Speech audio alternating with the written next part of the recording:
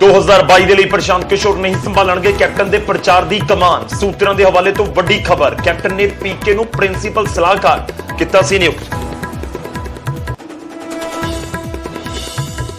ਕਾਂਗਰਸ ਦੇ ਕਾਟੋ ਕਲੇਸ਼ ਦੇ ਵਿਚਾਲੇ ਟਲੀ ਅੱਜ ਹੋਣ ਵਾਲੀ ਕੈਬਨਿਟ ਮੀਟਿੰਗ। ਹੁਣ ਕੱਲ ਹੋਵੇਗੀ ਵਜ਼ਾਰਤ ਦੀ ਬੈਠਕ। ਕਈ ਮੰਤਰੀ ਚੱਲ ਰਹੇ ਨੇ ਕੈਪਟਨ ਤੋਂ ਨਾਰਾਜ਼। ਦੇਸ਼ 'ਚ ਕਰੋਨਾ ਦੇ ਨਾਲ ਮੌਤਾਂ ਦਾ ਨਵਾਂ ਰਿਕਾਰਡ। ਇੱਕ ਦਿਨ ਦੇ ਵਿੱਚ 4200 ਮਰੀਜ਼ਾਂ ਦੀ ਗਈ ਜਾਨ। 3.5 ਲੱਖ ਦੇ ਕਰੀਬ ਨਵੇਂ ਮਰੀਜ਼ ਵੀ ਆਏ ਸਾਹਮਣੇ। 3,55,000 ਨੇ ਦਿੱਤੀ ਕਰੋਨਾ ਨੂੰ ਮਾਤ।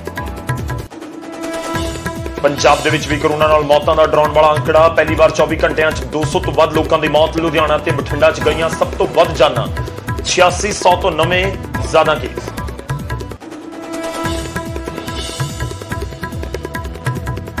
ਦੇਸ਼ ਦੇ ਵਿੱਚ ਜਲਦ ਬੱਚਿਆਂ ਤੇ ਸ਼ੁਰੂ ਹੋ ਸਕਦਾ ਵੈਕਸੀਨ ਦਾ ਟ੍ਰਾਇਲ। 2 ਤੋਂ 18 ਸਾਲ ਦੇ ਬੱਚਿਆਂ ਤੇ ਭਾਰਤ ਬਾਇਓਟੈਕ ਦੀ ਵੈਕਸੀਨ ਕੋਵੈਕਸਿਨ ਦਾ ਹੋਵੇਗਾ ਟ੍ਰਾਇਲ। ਮਾਹਰਾਂ ਦੀ ਕਮੇਟੀ ਨੇ ਦੂਜੇ ਤੇ ਤੀਜੇ ਫੇਜ਼ ਦੇ ਟ੍ਰਾਇਲ ਦੀ ਕੀਤੀ ਹੈ ਸਿਫਾਰਿਸ਼। ਕਰੋਨਾ ਦੇ ਕਹਿਰ ਦੇ ਵਿਚਾਲੇ ਅੱਜ ਨੂਰਪੁਰ ਬੇਦੀ ਦੇ ਵਿੱਚ ਕਿਸਾਨਾਂ ਦੀ ਵੱਡੀ ਰੈਲੀ। ਰਾਜੇਵਾਲ ਟਕੈਤ ਸਣੇ ਕਈ ਕਿਸਾਨ ਲੀਡਰ ਹੋਣਗੇ ਸ਼ਾਮਿਲ। ਅੰਦੋਲਨ ਦੀ ਮਜ਼ਬੂਤੀ ਦੇ ਲਈ ਕਿਸਾਨਾਂ ਦਾ ਦਿੱਲੀ ਦੇ ਵੱਲ ਕੂਚ ਵੀ ਜਾਰੀ। ਅੱਜ ਸ਼ੰਭੂ ਤੇ ਖਨੌਰੀ ਬਾਰਡਰ ਤੇ ਵੱਡੇ ਕਾਫਲੇ ਹੋਣਗੇ ਰਵਾਨਾ।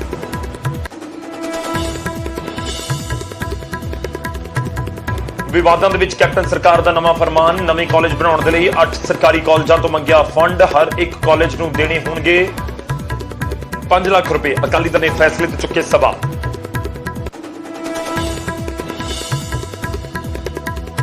ਬਠਿੰਡਾ 'ਚ ਐਸਆਈ ਦੀ ਸ਼ਰਮਨਾਕ ਕਰਤੂਤ। ਕੇਸ ਰੱਦ ਕਰਵਾਉਣ ਦਾ ਝਾਂਸਾ ਦੇ ਕੇ ਮਹਿਲਾ ਦੇ ਨਾਲ ਸਰੀਰਕ ਸ਼ੋਸ਼ਣ ਦੇ ਲੱਗੇ ਇਲਜ਼ਾਮ। ਪਿੰਡ ਵਾਲਿਆਂ ਨੇ ਇਤਰਾਜ਼ਯੋਗ ਹਾਲਤ ਦੇ ਵਿੱਚ ਫੜਿਆ।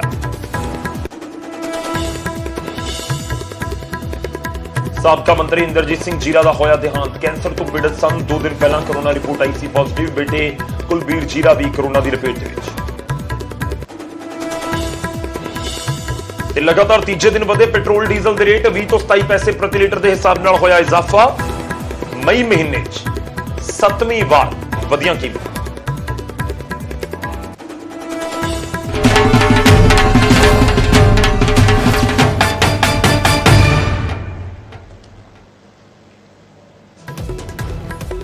ਸਤਿ ਸ੍ਰੀ ਅਕਾਲ, ਸਵਾਗਤ ਹੈ। ਗੌਰਵ ਸ਼ੁਕਲਾ ਮੈਂ ਹਾਂ ਤੁਹਾਡੇ ਨਾਲ। ਇਸ ਬੁਲੇਟਿਨ ਦੇ ਵਿੱਚ ਬਿਨਾਂ ਬ੍ਰੇਕ ਤੋਂ ਤੁਹਾਨੂੰ ਖਬਰਾਂ ਦਿਖਾਵਾਂਗੇ ਪੂਰੇ ਪੰਜਾਬ ਦੀਆਂ। ਇਸ ਸਮੇਂ ਸਿਆਸਤ ਤੋਂ ਲੈ ਕੇ ਕਰੋਨਾ ਨੂੰ ਲੈ ਕੇ ਕੀ ਕੁਝ ਅਪਡੇਟ ਹੈ, ਹਰ ਇੱਕ ਪੁਆਇੰਟ ਦੇ ਉੱਤੇ ਤੁਹਾਡੀ ਨਜ਼ਰ ਪਵਾਵਾਂਗੇ। ਪਰ ਸ਼ੁਰੂਆਤ ਕਰਨ ਜਾ ਰਹੇ ਹਾਂ। ਸਭ ਤੋਂ ਪਹਿਲਾਂ ਗੱਲ ਪ੍ਰਸ਼ਾਂਤ ਕਿਸ਼ੋਰ ਦੀ। ਜੀ ਹਾਂ, ਵੱਡੀ ਖਬਰ ਹੈ ਪ੍ਰਸ਼ਾਂਤ ਕਿਸ਼ੋਰ ਦੇ ਨਾਲ ਜੁੜੀ ਹੋਈ। ਸੂਤਰਾਂ ਦੇ ਹਵਾਲੇ ਤੋਂ ਇਸ ਸਮੇਂ ਖਬਰ ਇਹ ਹੈ ਕਿ ਪ੍ਰਸ਼ਾਂਤ ਕਿਸ਼ੋਰ 2022 ਦੀਆਂ ਚੋਣਾਂ ਦੇ ਲਈ ਕੈਪਟਨ ਦੀ ਚੋਣ ਪ੍ਰਚਾਰ ਦੀ ਕਮਾਨ ਨਹੀਂ ਸੰਭਾਲਣਗੇ। ਵੱਡੀ ਖਬਰ ਇਸ ਸਮੇਂ ਐਕਸਕਲੂਸਿਵ ਨਿਊਜ਼ 18 ਪੰਜਾਬ ਦੇ ਉੱਤੇ ਜਾਣਕਾਰੀ ਤੁਹਾਡੇ ਸਾਹਮਣੇ ਅਸੀਂ ਰੱਖ ਰਹੇ ਹਾਂ। ਪ੍ਰਸ਼ਾਂਤ ਕਿਸ਼ੋਰ ਦੇ ਨਾਲ ਜੁੜੀ ਹੋਈ ਵੱਡੀ ਖਬਰ ਹੈ। 2022 ਦੇ ਲਈ ਕੈਪਟਨ ਦੇ ਨਾਲ ਕੰਮ ਨਹੀਂ ਕਰਨਗੇ ਪ੍ਰਸ਼ਾਂਤ ਕਿਸ਼ੋਰ। ਸੂਤਰ ਦੱਸ ਰਹੇ ਨੇ ਨਿਊਜ਼ 18 ਪੰਜਾਬ ਦੇ ਪੁਖਤਾ ਸੂਤਰ। ਪ੍ਰਸ਼ਾਂਤ ਕਿਸ਼ੋਰ ਨੇ ਕੈਪਟਨ ਨੂੰ ਆਪਣਾ ਫੈਸਲਾ ਵੀ ਦੱਸ ਦਿੱਤਾ ਹੈ। ਕੈਪਟਨ ਅਜੇ ਵੀ ਪ੍ਰਸ਼ਾਂਤ ਕਿਸ਼ੋਰ ਦੀ ਟੀਮ ਦੇ ਨਾਲ ਸੰਪਰਕ ਦੇ ਵਿੱਚ ਨੇ। ਪੀਕੇ ਨੂੰ ਮਨਾਉਣ ਦੀ ਕੋਸ਼ਿਸ਼ ਕੀਤੀ ਜਾ ਰਹੀ ਹੈ। ਤੁਹਾਨੂੰ ਦੱਸ ਦਈਏ ਕਿ ਕੈਪਟਨ ਨੇ ਪੀਕੇ ਨੂੰ ਪ੍ਰਿੰਸੀਪਲ ਸਲਾਹਕਾਰ ਨਿਯੁਕਤ ਕੀਤਾ ਸੀ। ਸਰਕਾਰ ਦੇ ਵਿੱਚ ਇੱਕ ਵੱਡਾ ਅਹੁਦਾ ਦਿੱਤਾ ਗਿਆ ਸੀ ਪ੍ਰਸ਼ਾਂਤ ਕਿਸ਼ੋਰ ਨੂੰ। ਪਰ ਇਸ ਦੇ ਨਾਲ ਇੱਕ ਹੋਰ ਵੀ ਅਹਿਮ ਜਾਣਕਾਰੀ ਹੈ ਜੋ ਇਸ ਤੋਂ ਪਹਿਲਾਂ ਜੋ ਸਭ ਦੇ ਜ਼ਿਹਨ ਦੇ ਵਿੱਚ ਵੀ ਹੋਏਗੀ।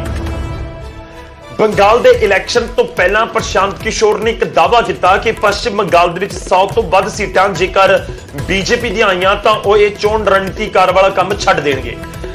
ਖੈਰ 100 ਤੋਂ ਘੱਟ ਗਈਆਂ ਸੀਟਾਂ, 77 ਸੀਟਾਂ ਮਿਲੀਆਂ ਨੇ ਬੀਜੇਪੀ ਨੂੰ ਪੱਛਮੀ ਬੰਗਾਲ ਦੇ ਵਿੱਚ। ਉਸ ਤੋਂ ਬਾਅਦ ਵੀ ਹਾਲਾਂਕਿ ਪ੍ਰਸ਼ਾਂਤ ਕਿਸ਼ੋਰ ਨੇ ਜੋ ਭਵਿੱਖਬਾਣੀ ਇੱਕ ਤਰੀਕੇ ਨਾਲ ਸਿਆਸੀ ਤੌਰ ਦੇ ਉੱਤੇ ਕੀਤੀ ਸੀ ਉਹ ਤਾਂ ਸੱਚ ਹੋਈ। 100 ਸੀਟਾਂ ਤੱਕ ਬੀਜੇਪੀ ਨਹੀਂ ਪਹੁੰਚ ਸਕੀ। ਪਰ ਦੂਜੇ ਪਾਸੇ ਪ੍ਰਸ਼ਾਂਤ ਕਿਸ਼ੋਰ ਨੇ ਇਲੈਕਸ਼ਨ ਦੇ ਰਿਜ਼ਲਟ ਤੋਂ ਬਾਅਦ ਫਿਰ ਵੀ ਇਹ ਐਲਾਨ ਕਰ ਦਿੱਤਾ ਕਿ ਹੁਣ ਉਹ ਚੋਣ ਰਣਨੀਤੀਕਾਰ ਵਾਲਾ ਕੰਮ ਨਹੀਂ ਕਰਨਗੇ। ਅਗਲੀ ਰਣਨੀਤੀ ਕੀ ਹੋਏਗੀ ਇਸ ਬਾਰੇ ਉਹਨਾਂ ਨੇ ਪੱਤੇ ਜ਼ਰੂਰ ਖੋਲਣ ਤੋਂ ਪਰਹੇਜ਼ ਹੀ ਕੀਤਾ। ਪਰ ਇਸ ਸਭ ਦੇ ਵਿਚਾਲੇ ਸਵਾਲ ਇਹ ਲਗਾਤਾਰ ਸੀ ਕਿ ਜੇਕਰ ਪ੍ਰਸ਼ਾਂਤ ਕਿਸ਼ੋਰ ਇਹ ਦਾਅਵਾ ਕਰ ਗਏ ਕਿ ਹੁਣ ਅੱਗੇ ਉਹ ਚੋਣ ਰਣਨੀਤੀਕਾਰ ਵਾਲਾ ਕੰਮ ਨਹੀਂ ਕਰਨਗੇ ਤਾਂ ਫਿਰ ਕੀ ਪੰਜਾਬ ਦੇ ਵਿੱਚ ਜੋ ਉਹਨਾਂ ਨੂੰ ਜ਼ਿੰਮੇਵਾਰੀ ਕੈਪਟਨ ਅਮਰਿੰਦਰ ਸਿੰਘ ਨੇ ਪ੍ਰਿੰਸੀਪਲ ਸਲਾਹਕਾਰ ਨਿਯੁਕਤ ਕਰਕੇ ਦਿੱਤੀ ਸੀ ਉਹ ਨਿਭਾਉਣਗੇ। ਖੈਰ ਇਸ ਸਮੇਂ ਵੱਡੀ ਖਬਰ ਇਹ ਹੈ ਕਿ ਪ੍ਰਸ਼ਾਂਤ ਕਿਸ਼ੋਰ ਕੈਪਟਨ ਦੀ ਚੋਣ ਪ੍ਰਚਾਰ ਵਾਲੀ ਕਮਾਨ ਨਹੀਂ ਸੰਭਾਲਣਗੇ। ਸੂਤਰਾਂ ਦੇ ਹਵਾਲੇ ਤੋਂ ਖਬਰ ਹੈ। ਸਿੱਧਾ ਰੁਕ ਕਰਦੇ ਹਾਂ ਪੰਕਜ ਕਪਾਹੀ ਦਾ। ਅਹਿਮ ਜਾਣਕਾਰੀ ਦੇ ਨਾਲ ਪੰਕਜ ਕਪਾਹੀ ਸਾਡੇ ਨਾਲ ਜੁੜ ਰਹੇ ਨੇ। ਪੰਕਜ, ਪ੍ਰਸ਼ਾਂਤ ਕਿਸ਼ੋਰ ਪੰਜਾਬ ਦੇ ਵਿੱਚ ਕਦੇ ਕਾਫੀ ਵਿਦ ਕੈਪਟਨ ਜਾਂ ਕਦੇ ਕੋਈ ਹੋਰ ਮੁਹਿੰਮ, ਘਰ ਘਰ ਨੌਕਰੀ ਵਾਲੀ ਮੁਹਿੰਮ ਇਹਨਾਂ ਦੇ ਨਾਲ 2017 ਚ ਨਜ਼ਰ ਆਈ ਸੀ। 2022 ਚ ਪ੍ਰਸ਼ਾਂਤ ਕਿਸ਼ੋਰ ਤੋਂ ਬਿਨਾ ਕੈਪਟਨ ਨੂੰ ਚੋਣ ਲੜਨੀ ਹੋਵੇਗੀ? ਕਲੀਅਰ ਹੋ ਰਿਹਾ ਹੈ ਪੰਕਜ? बिल्कुल गौरव, जो इस वे सोर्सिस से जानकारी दे रहे हैं कि प्रशांत किशोर ने मना कर दिता है। प्रशांत किशोर ने क्लीयर किया है कि वो हुण किसी के लिए भी रणनीति जी है वो नहीं तैयार करेंगे। अगला स्टैप प्रशांत किशोर का की होएगा, ये तस्वीर साफ नहीं है। इस मुतलक प्रशांत किशोर को भी न्यूज़ 18 वालों लगातार संपर्क साधा गया, पूछा गया है कि तुसी क्लीयर कट कर रहे हो कि हुण पंजाब च जो तुहाडी असाइनमेंट सी उसनूं पूरी तरीके नाल क्लोज कर रहे हो। हालांकि प्रशांत किशोर ने इस पक्षी कोई भी जवाब नहीं दिता, लेकिन सोर्सिस से जानकारी दे रहे हैं कि प्रशांत किशोर ने दिल्ली भी कांग्रेस आला कमान को जानकारी दे दी है और कैप्टन अमरिंदर सिंह की टीम को भी जानकारी दे दी है कि वो फिलहाल पंजाब च असाइनमेंट तो नहीं आएंगे, कैप्टन अमरिंदर सिंह के लिए काम नहीं करेंगे। और इसकी वड्डी वजह यह भी है कि असी ये देखा सीगा कि जिस दिन पश्चिम बंगाल के इलैक्शन के नतीजे आए तो उस वेले भी प्रशांत किशोर ने इस गल का ऐलान किया, उस वेले भी उन्होंने इस गल का जिक्र किया कि पश्चिम बंगाल दीयां चोणां जरूर ममता बनर्जी के लिए जिता दित्तियां ने, लेकिन अगे वो किसी के लिए भी चोणां जिहड़ियां ने उन्हां दी कैंपेन का जिम्मा नहीं संभालणगे। और गौरव ये जानकारी होर भी पुख्ता इस करके कर रही है क्योंकि इस वेले कैप्टन अमरिंदर सिंह के प्रिंसीपल एडवाइज़र के तौर पर प्रशांत किशोर नियुक्त किए गए थे। और जो कैप्टन अमरिंदर सिंह को सब तो ज़्यादा जरूरत है, जो वक्-वक् धड़े बन रहे हैं, जो वक्-वक् स्ट्रैटजी बन रही है कि किस तरीके दे नाल बेअदबी मामले को लैके कैप्टन अमरिंदर सिंह के उत्ते दबाव बनाया जाए। जो कैप्टन अमरिंदर सिंह के करीबी या उन्होंने खेमे के ही दो मंत्री जोड़े ने वो वक् तो मीटिंगां कर रहे हैं, नवजोत सिंह सिद्धू नाल मीटिंगां कर रहे हैं। नवजोत सिंह सिद्धू लगातार कैप्टन अमरिंदर सिंह ते निशाना साध रहे हैं। अज भी नवजोत सिंह सिद्धू ने एक होर ट्वीट किया है, तो उस वेले प्रशांत किशोर कित्थे ने? प्रशांत किशोर उस वेले क्यों नहीं कैप्टन अमरिंदर सिंह के लिए कोई अजिही स्ट्रैटजी बना रहे कि इस चक्रव्यूह तो बाहर निकलिया जाए?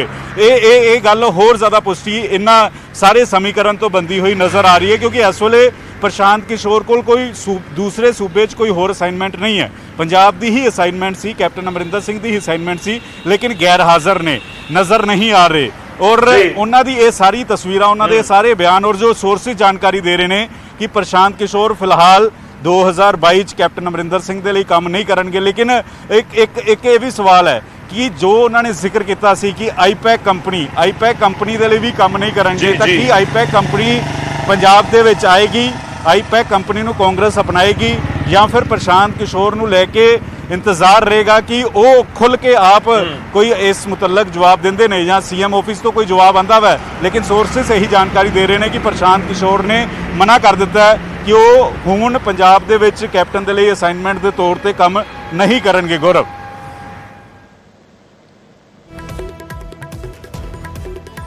पंकज, प्रिंसीपल सलाहकार का अहुदा, इसका मतलब यह कढ़िया जाए कि अगले कुछ दिनों इस तो भी रेजिग्नेशन की खबर सामने आ सकती है प्रशांत किशोर के वालों, क्योंकि यह तस्दीक होएगी ना फिर जे प्रिंसीपल सलाहकार का अहुदे के उत्ते बने रहते हैं तो उस वेले तक तो क्यास लगते रहेंगे कि कैप्टन के नाल ने, जो रिजाइन करता फिर तो एक तरीके मोहर लग जाएगी कि 2022 नहीं होंगे कैप्टन के नाल। बिल्कुल गौरव, क्योंकि अजे भी कैप्टन अमरिंदर सिंह की टीम प्रशांत किशोर के संपर्क दे विच है, अजे भी पंजाब लियाउण की कोशिश विच है।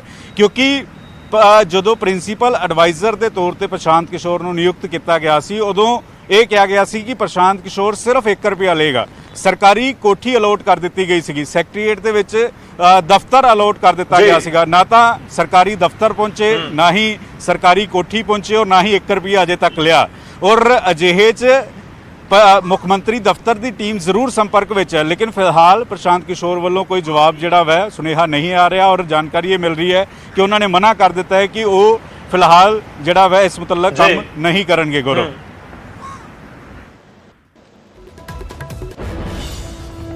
चलो शुक्रिया पंकज, धन्यवाद साडे नाल जुड़न लई। इस पूरी गलबात लई प्रशांत किशोर दे नाल जुड़ी हुई बड़ी खबर है, ऐसी अपने दर्शकों को क्लीयर कर दिए कि न्यूज़ 18 पंजाब के सूत्र दसदे ने कि प्रशांत किशोर 2022 ਦੇ कमान नहीं संभालणगे। इत्थे ਅਸੀਂ ਇਹ ਵੀ क्लीयर कर दिए कि अधिकारिक तौर ਦੇ ਉੱਤੇ तस्दीक नहीं की। न्यूज़ 18 पंजाब की टीम लगातार कोशिश कर रही है प्रशांत किशोर उन्होंने टीम के नाल गलबात करन दी, ते दूजे पासे मुख्यमंत्री कैप्टन अमरिंदर सिंह की भी टीम के नाल गलबात करन दी कि दोवें पासे तो किसी पासे तो कोई कन्फर्मेशन आउंदी है या किस तरीके नाल इस पूरे मामले के उत्ते वो रिएक्ट करते हैं।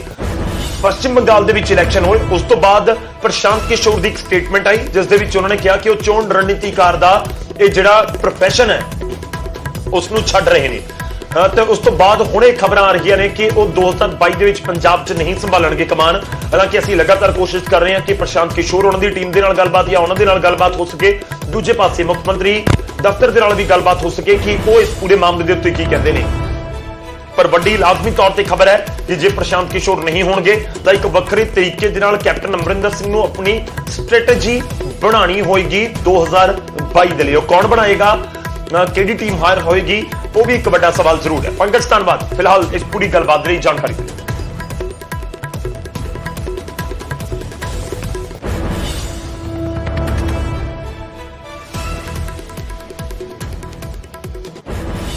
ਇੱਕ ਪਾਸੇ ਪ੍ਰਸ਼ਾਂਤ ਕਿਸ਼ੋਰ ਦੇ ਨਾਲ ਜੁੜੀ ਹੋਈ ਵੱਡੀ ਖਬਰ ਹੈ ਤੇ ਦੂਜੇ ਪਾਸੇ ਮੀਟਿੰਗਾਂ ਦਾ ਦੌਰ ਜਾਰੀ ਹੈ। ਨਾਰਾਜ਼ ਹੋਏ ਮੰਤਰੀਆਂ ਦੀ ਲਿਸਟ ਲੰਬੀ ਹੁੰਦੀ ਜਾ ਰਹੀ ਹੈ ਤੇ ਇਸ ਦਾ ਅਸਰ ਸਾਫ਼ ਤੌਰ ਤੇ ਕੈਬਨਿਟ ਦੀ ਮੀਟਿੰਗ ਤੇ ਵੀ ਪੈਂਦਾ ਨਜ਼ਰ ਆਇਆ। ਤੁਹਾਨੂੰ ਦੱਸ ਦਈਏ ਕਿ ਅੱਜ ਹੋਣ ਵਾਲੀ ਕੈਬਨਿਟ ਦੀ ਮੀਟਿੰਗ ਰੱਦ ਕਰ ਦਿੱਤੀ ਗਈ ਹੈ ਜਾਂ ਮੁਲਤਵੀ ਕਰ ਦਿੱਤੀ ਗਈ ਹੈ।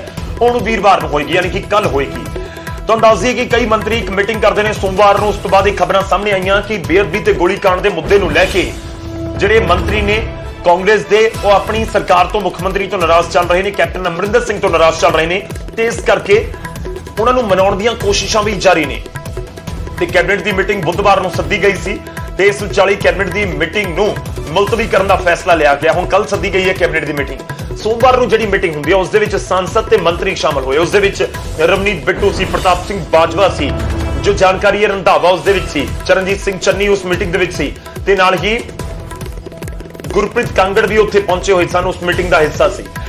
ਉਸ ਦੀ ਤਸਦੀਕ ਰਵਨੀਤ ਬਿੱਟੂ ਨੇ ਵੀ ਕੀਤੀ ਹੈ ਕਿ ਜੀ ਹਾਂ ਮੀਟਿੰਗ ਹੋਈ ਹੈ, ਮੀਟਿੰਗ ਦੇ ਵਿੱਚ ਗੱਲਬਾਤ ਹੋਈ ਹੈ। ਬੇਅਦਬੀ ਤੇ ਗੋਲੀकांड ਦਾ ਮੁੱਦਾ ਹੈ ਜੋ ਇਸ ਸਮੇਂ ਖੂਬ ਭਖਿਆ ਹੋਇਆ ਹੈ ਤੇ ਕਿਤੇ ਨਾ ਕਿਤੇ ਜ਼ਰੂਰ ਇੱਕ ਚੁਣੌਤੀ ਹੈ ਕੈਪਟਨ ਅਮਰਿੰਦਰ ਸਿੰਘ ਦੇ ਸਾਹਮਣੇ ਇਸ ਦੌਰ ਦੇ ਵਿੱਚ, ਜਦੋਂ ਇਲੈਕਸ਼ਨ ਜ਼ਿਆਦਾ ਦੂਰ ਨਹੀਂ, ਕਿ ਜੇਕਰ ਕੋਈ ਨਵਾਂ ਧੜਾ ਅੰਦਰ ਬਣਦਾ ਹੈ ਕਾਂਗਰਸ ਦੇ, ਪੰਜਾਬ ਕਾਂਗਰਸ ਦੇ, ਤਾਂ ਉਸ ਦੇ ਨਾਲ ਕਿਵੇਂ ਨਜਿੱਠਿਆ ਜਾਵੇ ਤੇ ਜਿਹੜੇ ਨਾਰਾਜ਼ ਨੇ ਉਹਨਾਂ ਨੂੰ ਕਿਵੇਂ ਮਨਾਇਆ ਜਾਵੇ। ਸਿੱਧਾ ਰੁਕ ਕਰਦੇ ਇਸ ਖਬਰ ਤੇ ਕੈਬਨਿਟ ਦੀ ਮੀਟਿੰਗ ਜੋ ਮੁਲਤਵੀ ਹੋਈ ਹੈ ਉਸ ਦੇ ਉੱਤੇ ਨਪਿੰਦਰ ਬਰਾੜ ਸਾਡੇ ਸਹਿਯੋਗੀ ਸਾਡੇ ਨਾਲ ਜੁੜ ਰਹੇ ਨੇ। ਨਪਿੰਦਰ, ਸਮਝਣਾ ਚਾਹਾਂਗੇ ਕੈਬਨਿਟ ਦੀ ਮੀਟਿੰਗ ਮੁਲਤਵੀ ਕਿਉਂ ਹੋਈ? ਇਹ ਤਾਂ ਇੱਕ ਬੜੀ ਕਲੀਅਰ ਗੱਲ ਹੈ ਕਿ ਇਹ ਤਾਂ ਨਹੀਂ ਕਿਹਾ ਹੋਏਗਾ ਕਿ ਮੰਤਰੀ ਨਾਰਾਜ਼ ਨੇ ਇਸ ਕਰਕੇ ਅਸੀਂ ਮੁਲਤਵੀ ਕਰ ਰਹੇ ਹਾਂ, ਪਰ ਕੀ ਵਾਕਈ ਸਿੱਧੇ ਤੌਰ ਤੇ ਜੋੜਿਆ ਜਾਵੇ ਕਿ ਮੰਤਰੀਆਂ ਨੂੰ ਮਨਾਉਣ ਦੀ ਕੋਸ਼ਿਸ਼ ਜਾਰੀ ਹੈ ਜਾਂ ਰੁੱਸਿਆਂ ਨੂੰ ਮਨਾਉਣ ਦੀ ਕੋਸ਼ਿਸ਼ ਜਾਰੀ ਹੈ? ਉਹ ਕੋਸ਼ਿਸ਼ ਅਜੇ ਅਧੂਰੀ ਹੈ, ਇਸ ਕਰਕੇ ਮੀਟਿੰਗ ਨੂੰ ਮੁਲਤਵੀ ਕਰ ਦਿੱਤਾ ਗਿਆ। ਤੇ ਦੂਜੇ ਪਾਸੇ ਇਹ ਧੜੇਬੰਦੀ ਨੂੰ ਲੈ ਕੇ ਵੀ ਕੀ ਕੁਝ ਤੁਹਾਡੇ ਕੋਲ ਅਪਡੇਟ?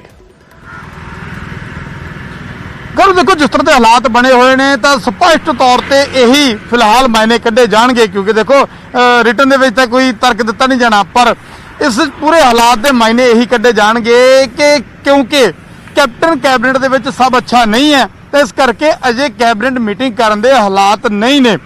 ਕੈਬਨਿਟ ਦੇ ਵਿੱਚ ਕੌਣ ਲੋਕ ਹੁੰਦੇ ਨੇ? ਕੈਬਨਿਟ ਮੰਤਰੀ, ਤੇ ਕੈਬਨਿਟ ਮੰਤਰੀ ਇਸ ਵੇਲੇ ਸੱਜੇ ਖੱਬੇ ਚੱਲ ਰਹੇ ਨੇ।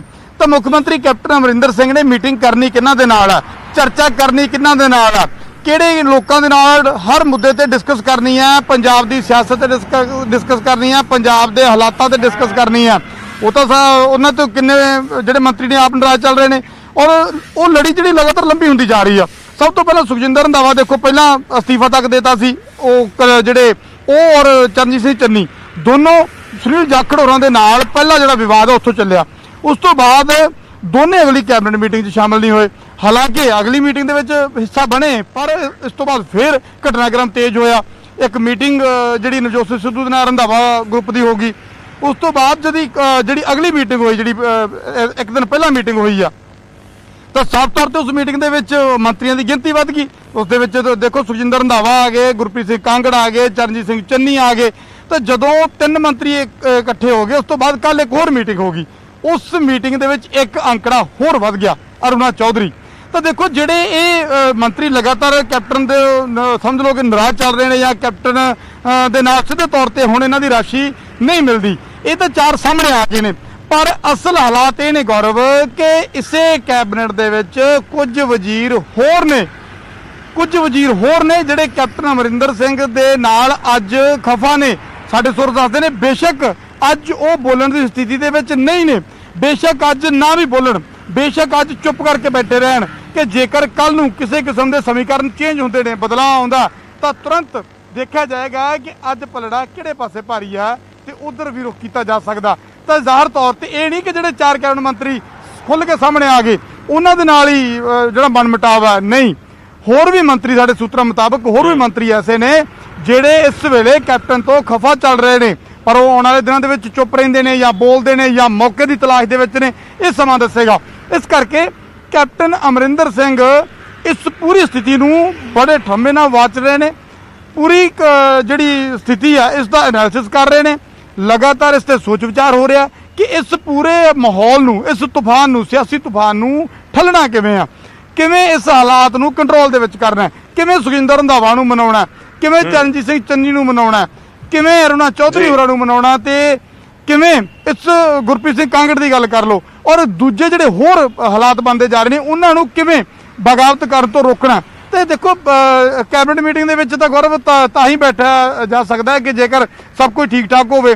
ਜੇ ਕਿਉਂਕਿ ਤੁਹਾਨੂੰ ਯਾਦ ਹੈ ਕਿ ਜਿਹੜੀ ਪਹਿਲਾਂ ਕੈਬਨਿਟ ਦੇ ਸਭ ਤੋਂ ਪਹਿਲੀ ਮੀਟਿੰਗ ਜਿਹਦੇ ਵਿੱਚ ਵਿਵਾਦ ਹੋਇਆ, ਅਗਰ ਉਹੀ ਮਾਹੌਲ ਹੁਣ ਪੈਦਾ ਹੋ ਜਾਂਦਾ ਤਾਂ ਵੱਡੀ ਚਿੰਤਾ ਦਾ ਕਾਰਨ ਬਣ ਜਾਏ। ਉਸ ਦਿਨ 2 ਮੰਤਰੀ ਬੋਲੇ ਸੀ, ਖੁੱਲ੍ਹ ਕੇ ਅਫਸਰਾਂ ਦੇ ਸਾਹਮਣੇ ਬੋਲੇ, ਬਾਕੀ ਮੰਤਰੀਆਂ ਦੇ ਸਾਹਮਣੇ ਬੋਲੇ, ਕੈਪਟਨ ਅਮਰਿੰਦਰ ਸਿੰਘ ਨੂੰ ਮੂੰਹ ਤੇ ਉਹਨਾਂ ਨੇ ਜਿਹੜੀਆਂ ਸੁਣਾਈਆਂ।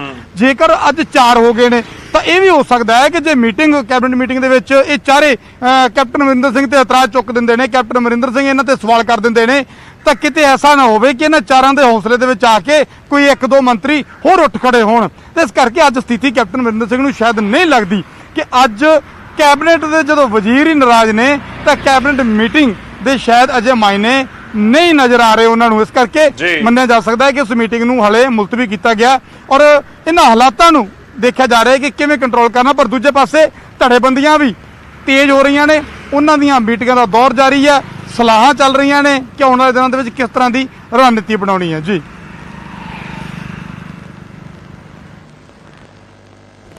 ਬਿਲਕੁਲ ਲਾਜ਼ਮੀ ਤੌਰ ਤੇ, ਪਰ ਇਸ ਵਿਚਾਲੇ ਨਪਿੰਦਰ ਸਵਾਲ ਤਾਂ ਇੱਕ ਇਹ ਵੀ ਹੈ ਕਿ ਜੇਕਰ ਅੱਜ ਇਹ ਹਾਲਾਤ ਨਹੀਂ ਤਾਂ 24 ਘੰਟਿਆਂ 'ਚ ਕੀ ਵਾਕਈ ਸਿਆਸਤ ਦਾ ਕੋਈ ਅਜਿਹਾ ਪੈਂਤੜਾ ਚੱਲ ਦੇਣਗੇ ਮੁੱਖ ਮੰਤਰੀ ਕੈਪਟਨ ਅਮਰਿੰਦਰ ਸਿੰਘ ਕੀ ਸਮੀਕਰਨ ਬਦਲ ਜਾਣਗੇ? ਜਿਵੇਂ ਤੁਸੀਂ ਜ਼ਿਕਰ ਕਰ ਰਹੇ ਹੋ ਕਿ 4 ਮੰਤਰੀ ਅੱਜ ਇੱਕ ਤਰੀਕੇ ਨਾਲ ਬਾਗੀ ਨੇ ਜਾਂ ਫਿਰ ਵਿਰੋਧੀ ਸੁਰ ਉਹਨਾਂ ਦੇ ਵਿੱਚ ਨਜ਼ਰ ਆਉਂਦੇ ਨੇ, ਤਾਂ ਇਹ 4 ਤੋਂ 14 ਨਾ ਹੋ ਜਾਣ, ਇਹ ਵੀ ਕਿਤੇ ਨਾ ਕਿਤੇ ਚਿੰਤਾ ਦੇ ਵਿੱਚ ਜ਼ਰੂਰ ਹੋਣਗੇ। ਪਰ ਸਵਾਲ ਤਾਂ ਉਹੀ ਹੈ ਕਿ 24 ਘੰਟਿਆਂ 'ਚ ਕੀ ਸਮੀਕਰਨ ਬਦਲ ਜਾਣਗੇ? ਸ਼ੁਕਰੀਆ ਨਪਿੰਦਰ, ਧੰਨਵਾਦ ਸਾਡੇ ਨਾਲ ਜੁੜਨ ਦੇ ਲਈ, ਇਸ ਪੂਰੀ ਗੱਲਬਾਤ ਦੇ ਲਈ। ਤਾਂ ਲਾਜ਼ਮੀ ਤੌਰ ਤੇ ਇੱਕ ਵੱਡਾ ਸਵਾਲ ਤਾਂ ਜ਼ਰੂਰ ਹੈ ਕਿ ਆਖਿਰ ਕਿਸ ਤਰੀਕੇ ਦੇ ਨਾਲ ਮੁੱਖ ਮੰਤਰੀ ਕੈਪਟਨ ਅਮਰਿੰਦਰ ਸਿੰਘ ਇਸ ਪੂਰੇ ਕ੍ਰਾਈਸਿਸ ਦੇ ਵਿੱਚੋਂ ਨਿਕਲਦੇ ਨੇ। ਲਗਾਤਾਰ ਜਦੋਂ ਇਸ ਤਰੀਕੇ ਦੀਆਂ ਖਬਰਾਂ ਆਉਂਦੀਆਂ ਨੇ ਤਾਂ ਉਸ ਸਮੇਂ 2002 ਤੋਂ 2007 ਦਾ ਕਾਰਜਕਾਲ ਵੀ ਮੁੱਖ ਮੰਤਰੀ ਕੈਪਟਨ ਅਮਰਿੰਦਰ ਸਿੰਘ ਦਾ ਨਜ਼ਰ ਆਉਂਦਾ। ਜਦੋਂ ਉਹਨਾਂ ਨੇ ਸੂਬੇ ਦੀ ਕਮਾਨ ਸੰਭਾਲੀ ਸੀ ਉਦੋਂ ਤਾਂ ਇੱਥੋਂ ਤੱਕ ਖਬਰਾਂ ਸਾਹਮਣੇ ਆਈਆਂ ਕਿ ਕਰੀਬ 40 ਵਿਧਾਇਕਾਂ ਨੂੰ ਲੈ ਕੇ ਜਾਂ ਕੁਝ ਵਿਧਾਇਕਾਂ ਦਾ ਨੰਬਰ ਦੱਸਿਆ ਗਿਆ ਕਿ ਉਹਨਾਂ ਨੂੰ ਲੈ ਕੇ ਦਿੱਲੀ ਚਲੇ ਗਏ। ਰਜਿੰਦਰ ਕੌਰ ਭੱਠਲ ਪੂਰੀ ਮੋਰਚਾਬੰਦੀ ਸੀ ਤੇ ਉਸ ਦੌਰ ਨੂੰ ਵੀ ਸੰਭਾਲ ਲਿਆ। ਮੌਜੂਦਾ ਸਮੇਂ ਦੇ ਵਿੱਚ ਮੰਤਰੀ ਨੇ, ਮੌਜੂਦਾ ਸਮੇਂ ਦੇ ਵਿੱਚ ਸਿੱਧੂ ਦੀ ਚੁਣੌਤੀ ਹੈ ਤੇ ਇਸ ਦੇ ਵਿਚਾਲੇ ਕੈਬਨਿਟ ਦੀ ਮੀਟਿੰਗ ਨੂੰ ਮੁਲਤਵੀ ਕੀਤਾ ਗਿਆ। ਦੇਖਣਾ ਹੋਵੇਗਾ ਕਿ ਹੁਣ ਵੀਰਵਾਰ ਨੂੰ ਕੈਬਨਿਟ ਦੀ ਮੀਟਿੰਗ ਹੁੰਦੀ ਹੈ, ਜੇ ਹੁੰਦੀ ਹੈ ਤਾਂ ਫਿਰ ਉਸ ਦੇ ਵਿੱਚ ਕੀ ਕੁਝ ਖਾਸ ਰਹਿੰਦਾ ਹੈ।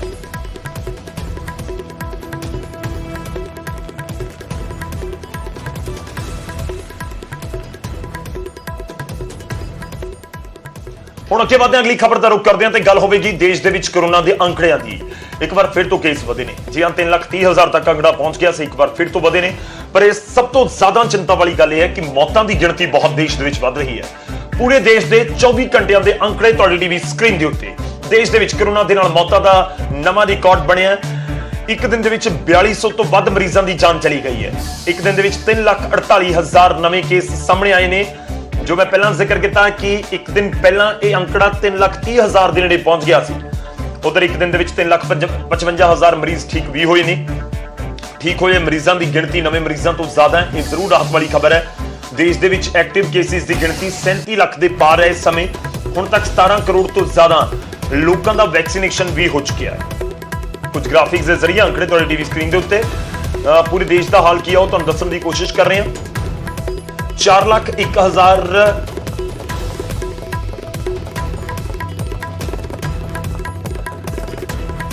ਮਾਫੀ ਚਾਹੂੰਗੇ ਕਿ ਜਿਹੜੇ ਨਵੇਂ ਕੇਸਿਸ ਨੇ ਉਹ 3,48,000 ਦੇ ਕਰੀਬ ਨਵੇਂ ਕੇਸਿਸ ਸਾਹਮਣੇ ਆਏ ਨੇ। ਤੇ ਵੀ ਤੁਹਾਨੂੰ ਦੱਸ ਦਈਏ ਕਿ 3,55,000 ਦੇ ਕਰੀਬ ਜਿਹੜੇ ਮਰੀਜ਼ ਨੇ ਉਹ ਠੀਕ ਹੋਏ ਨੇ। ਤੇ ਦੂਜੇ ਪਾਸੇ ਅਸੀਂ ਗੱਲ ਕਰੀਏ ਤਾਂ ਕਰੀਬ 4200 ਮੌਤਾਂ ਦੀ ਜਾਣਕਾਰੀ ਸਾਹਮਣੇ ਆਈ, ਜੋ ਇੱਕ ਜ਼ਰੂਰ ਚਿੰਤਾ ਨੂੰ ਵਧਾਉਣ ਵਾਲਾ ਅੰਕੜਾ ਹੈਗਾ ਏ, ਕਿਉਂਕਿ ਮੌਤਾਂ ਦੀ ਗਿਣਤੀ ਇਸ ਸਮੇਂ ਸਭ ਤੋਂ ਜ਼ਿਆਦਾ ਟੈਨਸ਼ਨ ਵਧਾਉਣ ਵਾਲੀ ਹੈ ਕਿ ਜੇਕਰ ਸਥਿਤੀ ਠੀਕ ਰਹੇ, ਲੋਕਾਂ ਨੂੰ ਕਰੋਨਾ ਹੋਵੇ ਔਰ ਠੀਕ ਹੋ ਜਾਣ, ਫਿਰ ਇੰਨੀ ਟੈਨਸ਼ਨ ਨਹੀਂ ਜਿੰਨੀ ਜ਼ਿਆਦਾ ਇੱਕ ਤੁਸੀਂ ਕਹਿ ਸਕਦੇ ਹੋ ਕਿ ਟੈਨਸ਼ਨ ਵਾਲਾ ਸਬਬ ਹੁੰਦਾ ਹੈ ਜਦੋਂ ਕਰੋਨਾ ਦੇ ਮਰੀਜ਼ਾਂ ਦੀ ਗਿਣਤੀ ਮਰਨ ਵਾਲਿਆਂ ਦੀ ਬਹੁਤ ਜ਼ਿਆਦਾ ਹੋ ਜਾਂਦੀ ਹੈ।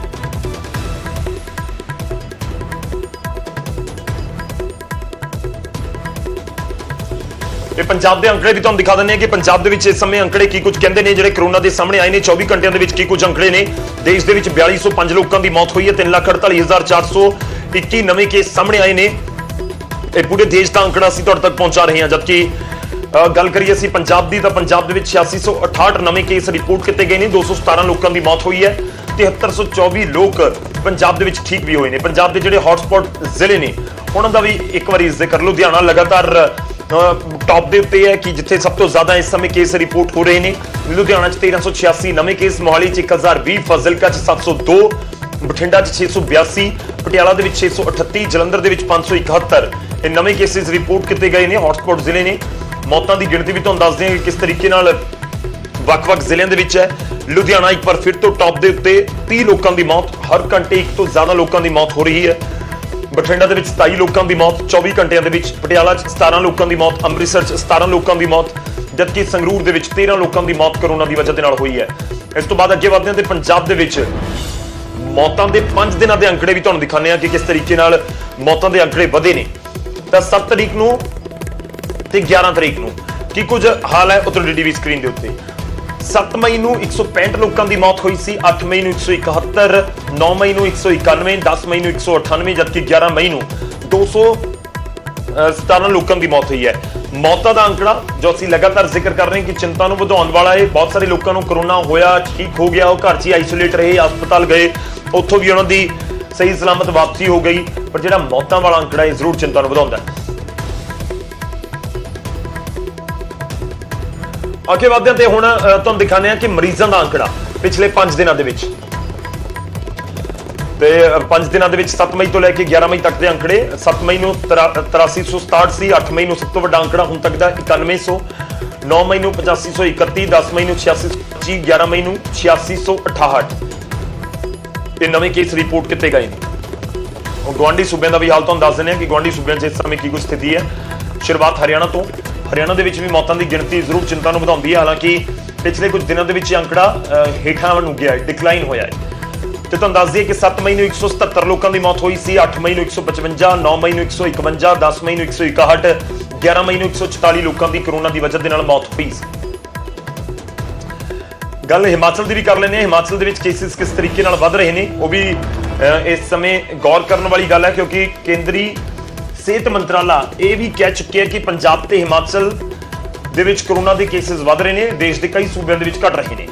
ਤਾਂ ਹਿਮਾਚਲ 7 ਮਈ ਨੂੰ 4190 ਕੇਸ ਰਿਪੋਰਟ ਹੋਏ ਸੀ, 8 ਮਈ ਨੂੰ 5424, 9 ਮਈ ਨੂੰ 3039, 10 ਮਈ ਨੂੰ 4359, 11 ਮਈ ਨੂੰ 4977 ਇਹ ਨਵੇਂ ਕੇਸ ਰਿਪੋਰਟ ਹੋਏ ਨੇ। ਮੌਤਾਂ ਦੀ ਗਿਣਤੀ ਵੀ ਤੁਹਾਨੂੰ ਦਿਖਾ ਦਿੰਦੇ ਹਾਂ ਹਿਮਾਚਲ ਦੇ ਵਿੱਚ ਕਿਸ ਤਰੀਕੇ ਨਾਲ ਅੰਕੜੇ ਇਹ ਵੀ ਚਿੰਤਾ ਨੂੰ ਵਧਾਉਣ ਵਾਲੇ ਨੇ। ਪਿਛਲੇ 24 ਘੰਟੇ ਸਭ ਤੋਂ ਵੱਡਾ ਅੰਕੜਾ ਪਿਛਲੇ 5 ਦਿਨਾਂ ਦਾ ਸਾਹਮਣੇ ਆਇਆ ਹੈ।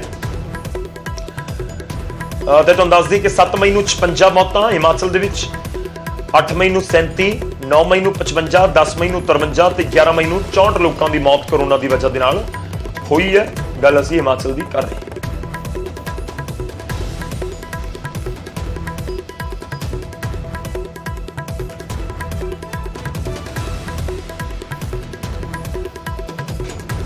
ਤਾਂ ਅਸੀਂ ਤੁਹਾਨੂੰ ਦਿਖਾਉਣ ਦੀ ਕੋਸ਼ਿਸ਼ ਕੀਤੀ ਹੈ ਕਿ ਕਿਸ ਤਰੀਕੇ ਨਾਲ ਪੰਜਾਬ, ਹਰਿਆਣਾ, ਹਿਮਾਚਲ ਦੇ ਵਿੱਚ ਇਸ ਸਮੇਂ ਕਰੋਨਾ ਦਾ ਗ੍ਰਾਫ ਉੱਪਰ ਨੀਚੇ ਹੋ ਰਿਹਾ ਹੈ। ਹਰਿਆਣਾ ਦੇ ਲਈ ਰਾਹਤ ਦੀ ਖਬਰ ਜ਼ਰੂਰ ਹੈ ਕਿ 15000 ਤੋਂ ਹੇਠਾਂ ਆ ਕੇ ਕਰੀਬ 11,500 ਕੇਸਿਸ ਇਸ ਸਮੇਂ ਹੈਗੇ ਨੇ।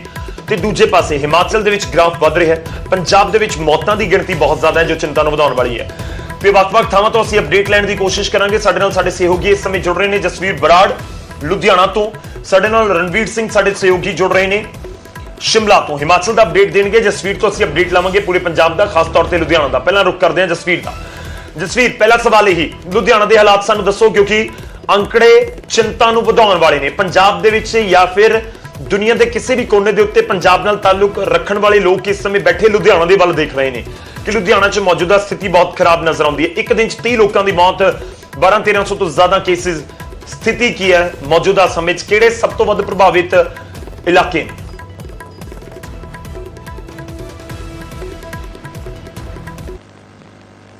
ਉਹਨਾਂ ਦੀ ਗੱਲ ਕੀਤੀ ਜਾਵੇ ਤਾਂ ਅੰਕੜਿਆਂ ਦੇ ਹਿਸਾਬ ਦੇ ਨਾਲ 60 ਮੌਤਾਂ ਜਿਹੜੀਆਂ ਲੁਧਿਆਣਾ ਦੇ ਵਿੱਚ ਹੋ ਗਈਆਂ, ਜਿਹੜੀਆਂ ਸਿਹਤ ਵਿਭਾਗ ਦੀਆਂ ਚਿੰਤਾਵਾਂ ਨੂੰ ਵਧਾ ਰਹੀਆਂ ਨੇ। ਲਗਾਤਾਰ ਮਾਮਲਿਆਂ ਦੇ ਵਿੱਚ ਜੇ ਮਾਮਲੇ ਦੀ ਗੱਲ ਕੀਤੀ ਜਾਵੇ ਤਾਂ ਲਗਾਤਾਰ ਜਿਹੜੇ ਮਾਮਲੇ ਨੇ ਉਹ ਵੀ ਲਗਾਤਾਰ ਵੱਧਦੇ ਜਾ ਰਹੇ ਨੇ। ਕੱਲ੍ਹ 1386 ਜਿਹੜੇ ਮਾਮਲੇ ਆਏ ਸੀਗੇ ਤੇ ਹੁਣ ਤੱਕ ਜਿਹੜੇ ਨੇ ਮਾਮਲੇ ਲਗਾਤਾਰ ਵੱਧਦੇ ਜਾ ਰਹੇ ਨੇ। ਮੌਤਾਂ ਦੀ ਗਿਣਤੀ ਵੀ ਲਗਾਤਾਰ ਵੱਧਦੀ ਜਾ ਰਹੀ ਹੈ। ਹੁਣ ਤੱਕ 1610 ਮਰੀਜ਼ਾਂ ਦੀ ਮੌਤ ਜਿਹੜੀ ਹੋ ਚੁੱਕੀ ਹੈ।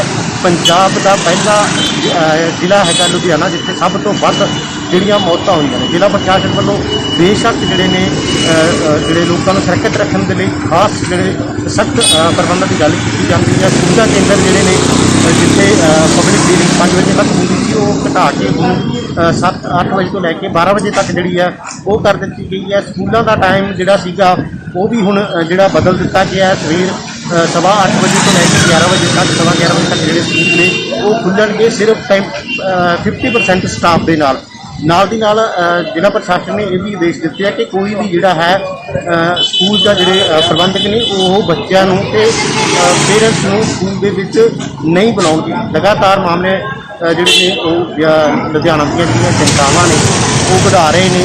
ਤੁਹਾਨੂੰ ਇੱਕ ਤਸਵੀਰ ਵੀ ਦਿਖਾ ਦਿੰਦੇ ਹਾਂ ਕਿਉਂਕਿ ਜਿਹੜਾ ਹੈ ਕੋਈ ਘਟਨਾ ਨਾ ਹੋਵੇ, ਇਸੇ ਕਰਕੇ ਜਿਹੜਾ ਜ਼ਿਲ੍ਹਾ ਪ੍ਰਸ਼ਾਸਨ ਦੇ ਵੱਲੋਂ ਜਿਹੜਾ ਫਾਇਰ ਬ੍ਰਿਗੇਡ ਦੀ ਗੱਡੀ ਜਿਹੜੀ ਹੈ ਉਹ ਜਿੰਨੇ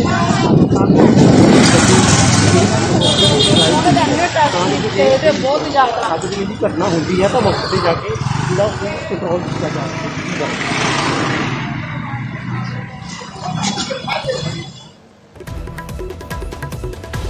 ਜੀ ਜਸਵੀਰ, ਤਾਂ ਪੂਰੇ ਅੰਕੜੇ ਅਸੀਂ ਨਾਲ ਸਮਝਣ ਦੀ ਕੋਸ਼ਿਸ਼ ਕਰ ਰਹੇ ਹਾਂ ਕਿ ਲੁਧਿਆਣਾ ਦੇ ਵਿੱਚ ਇਸ ਸਮੇਂ ਹਾਲਾਤ ਕਿਨੇ, ਪਰ ਲੈ ਕੇ ਚੱਲਦੇ ਹਾਂ ਤੁਹਾਨੂੰ ਹੁਣ शिमला ਤੋਂ ਸਾਡੇ सहयोगी ਸਾਡੇ ਨਾਲ रणवीर जुड़ रहे हैं। रणवीर, जानना चाहेंगे शिमला में क्या स्थिति है इस समय, इनफैक्ट पूरे हिमाचल की, क्योंकि कुछ जिले बहुत ज्यादा प्रभावित हैं, पाबंदियां लागू की गई हैं, लेकिन इस बीच कोरोना के मामले थमने का नाम नहीं ले रहे। 5000 के करीब 24 घंटे में रिपोर्ट किए गए।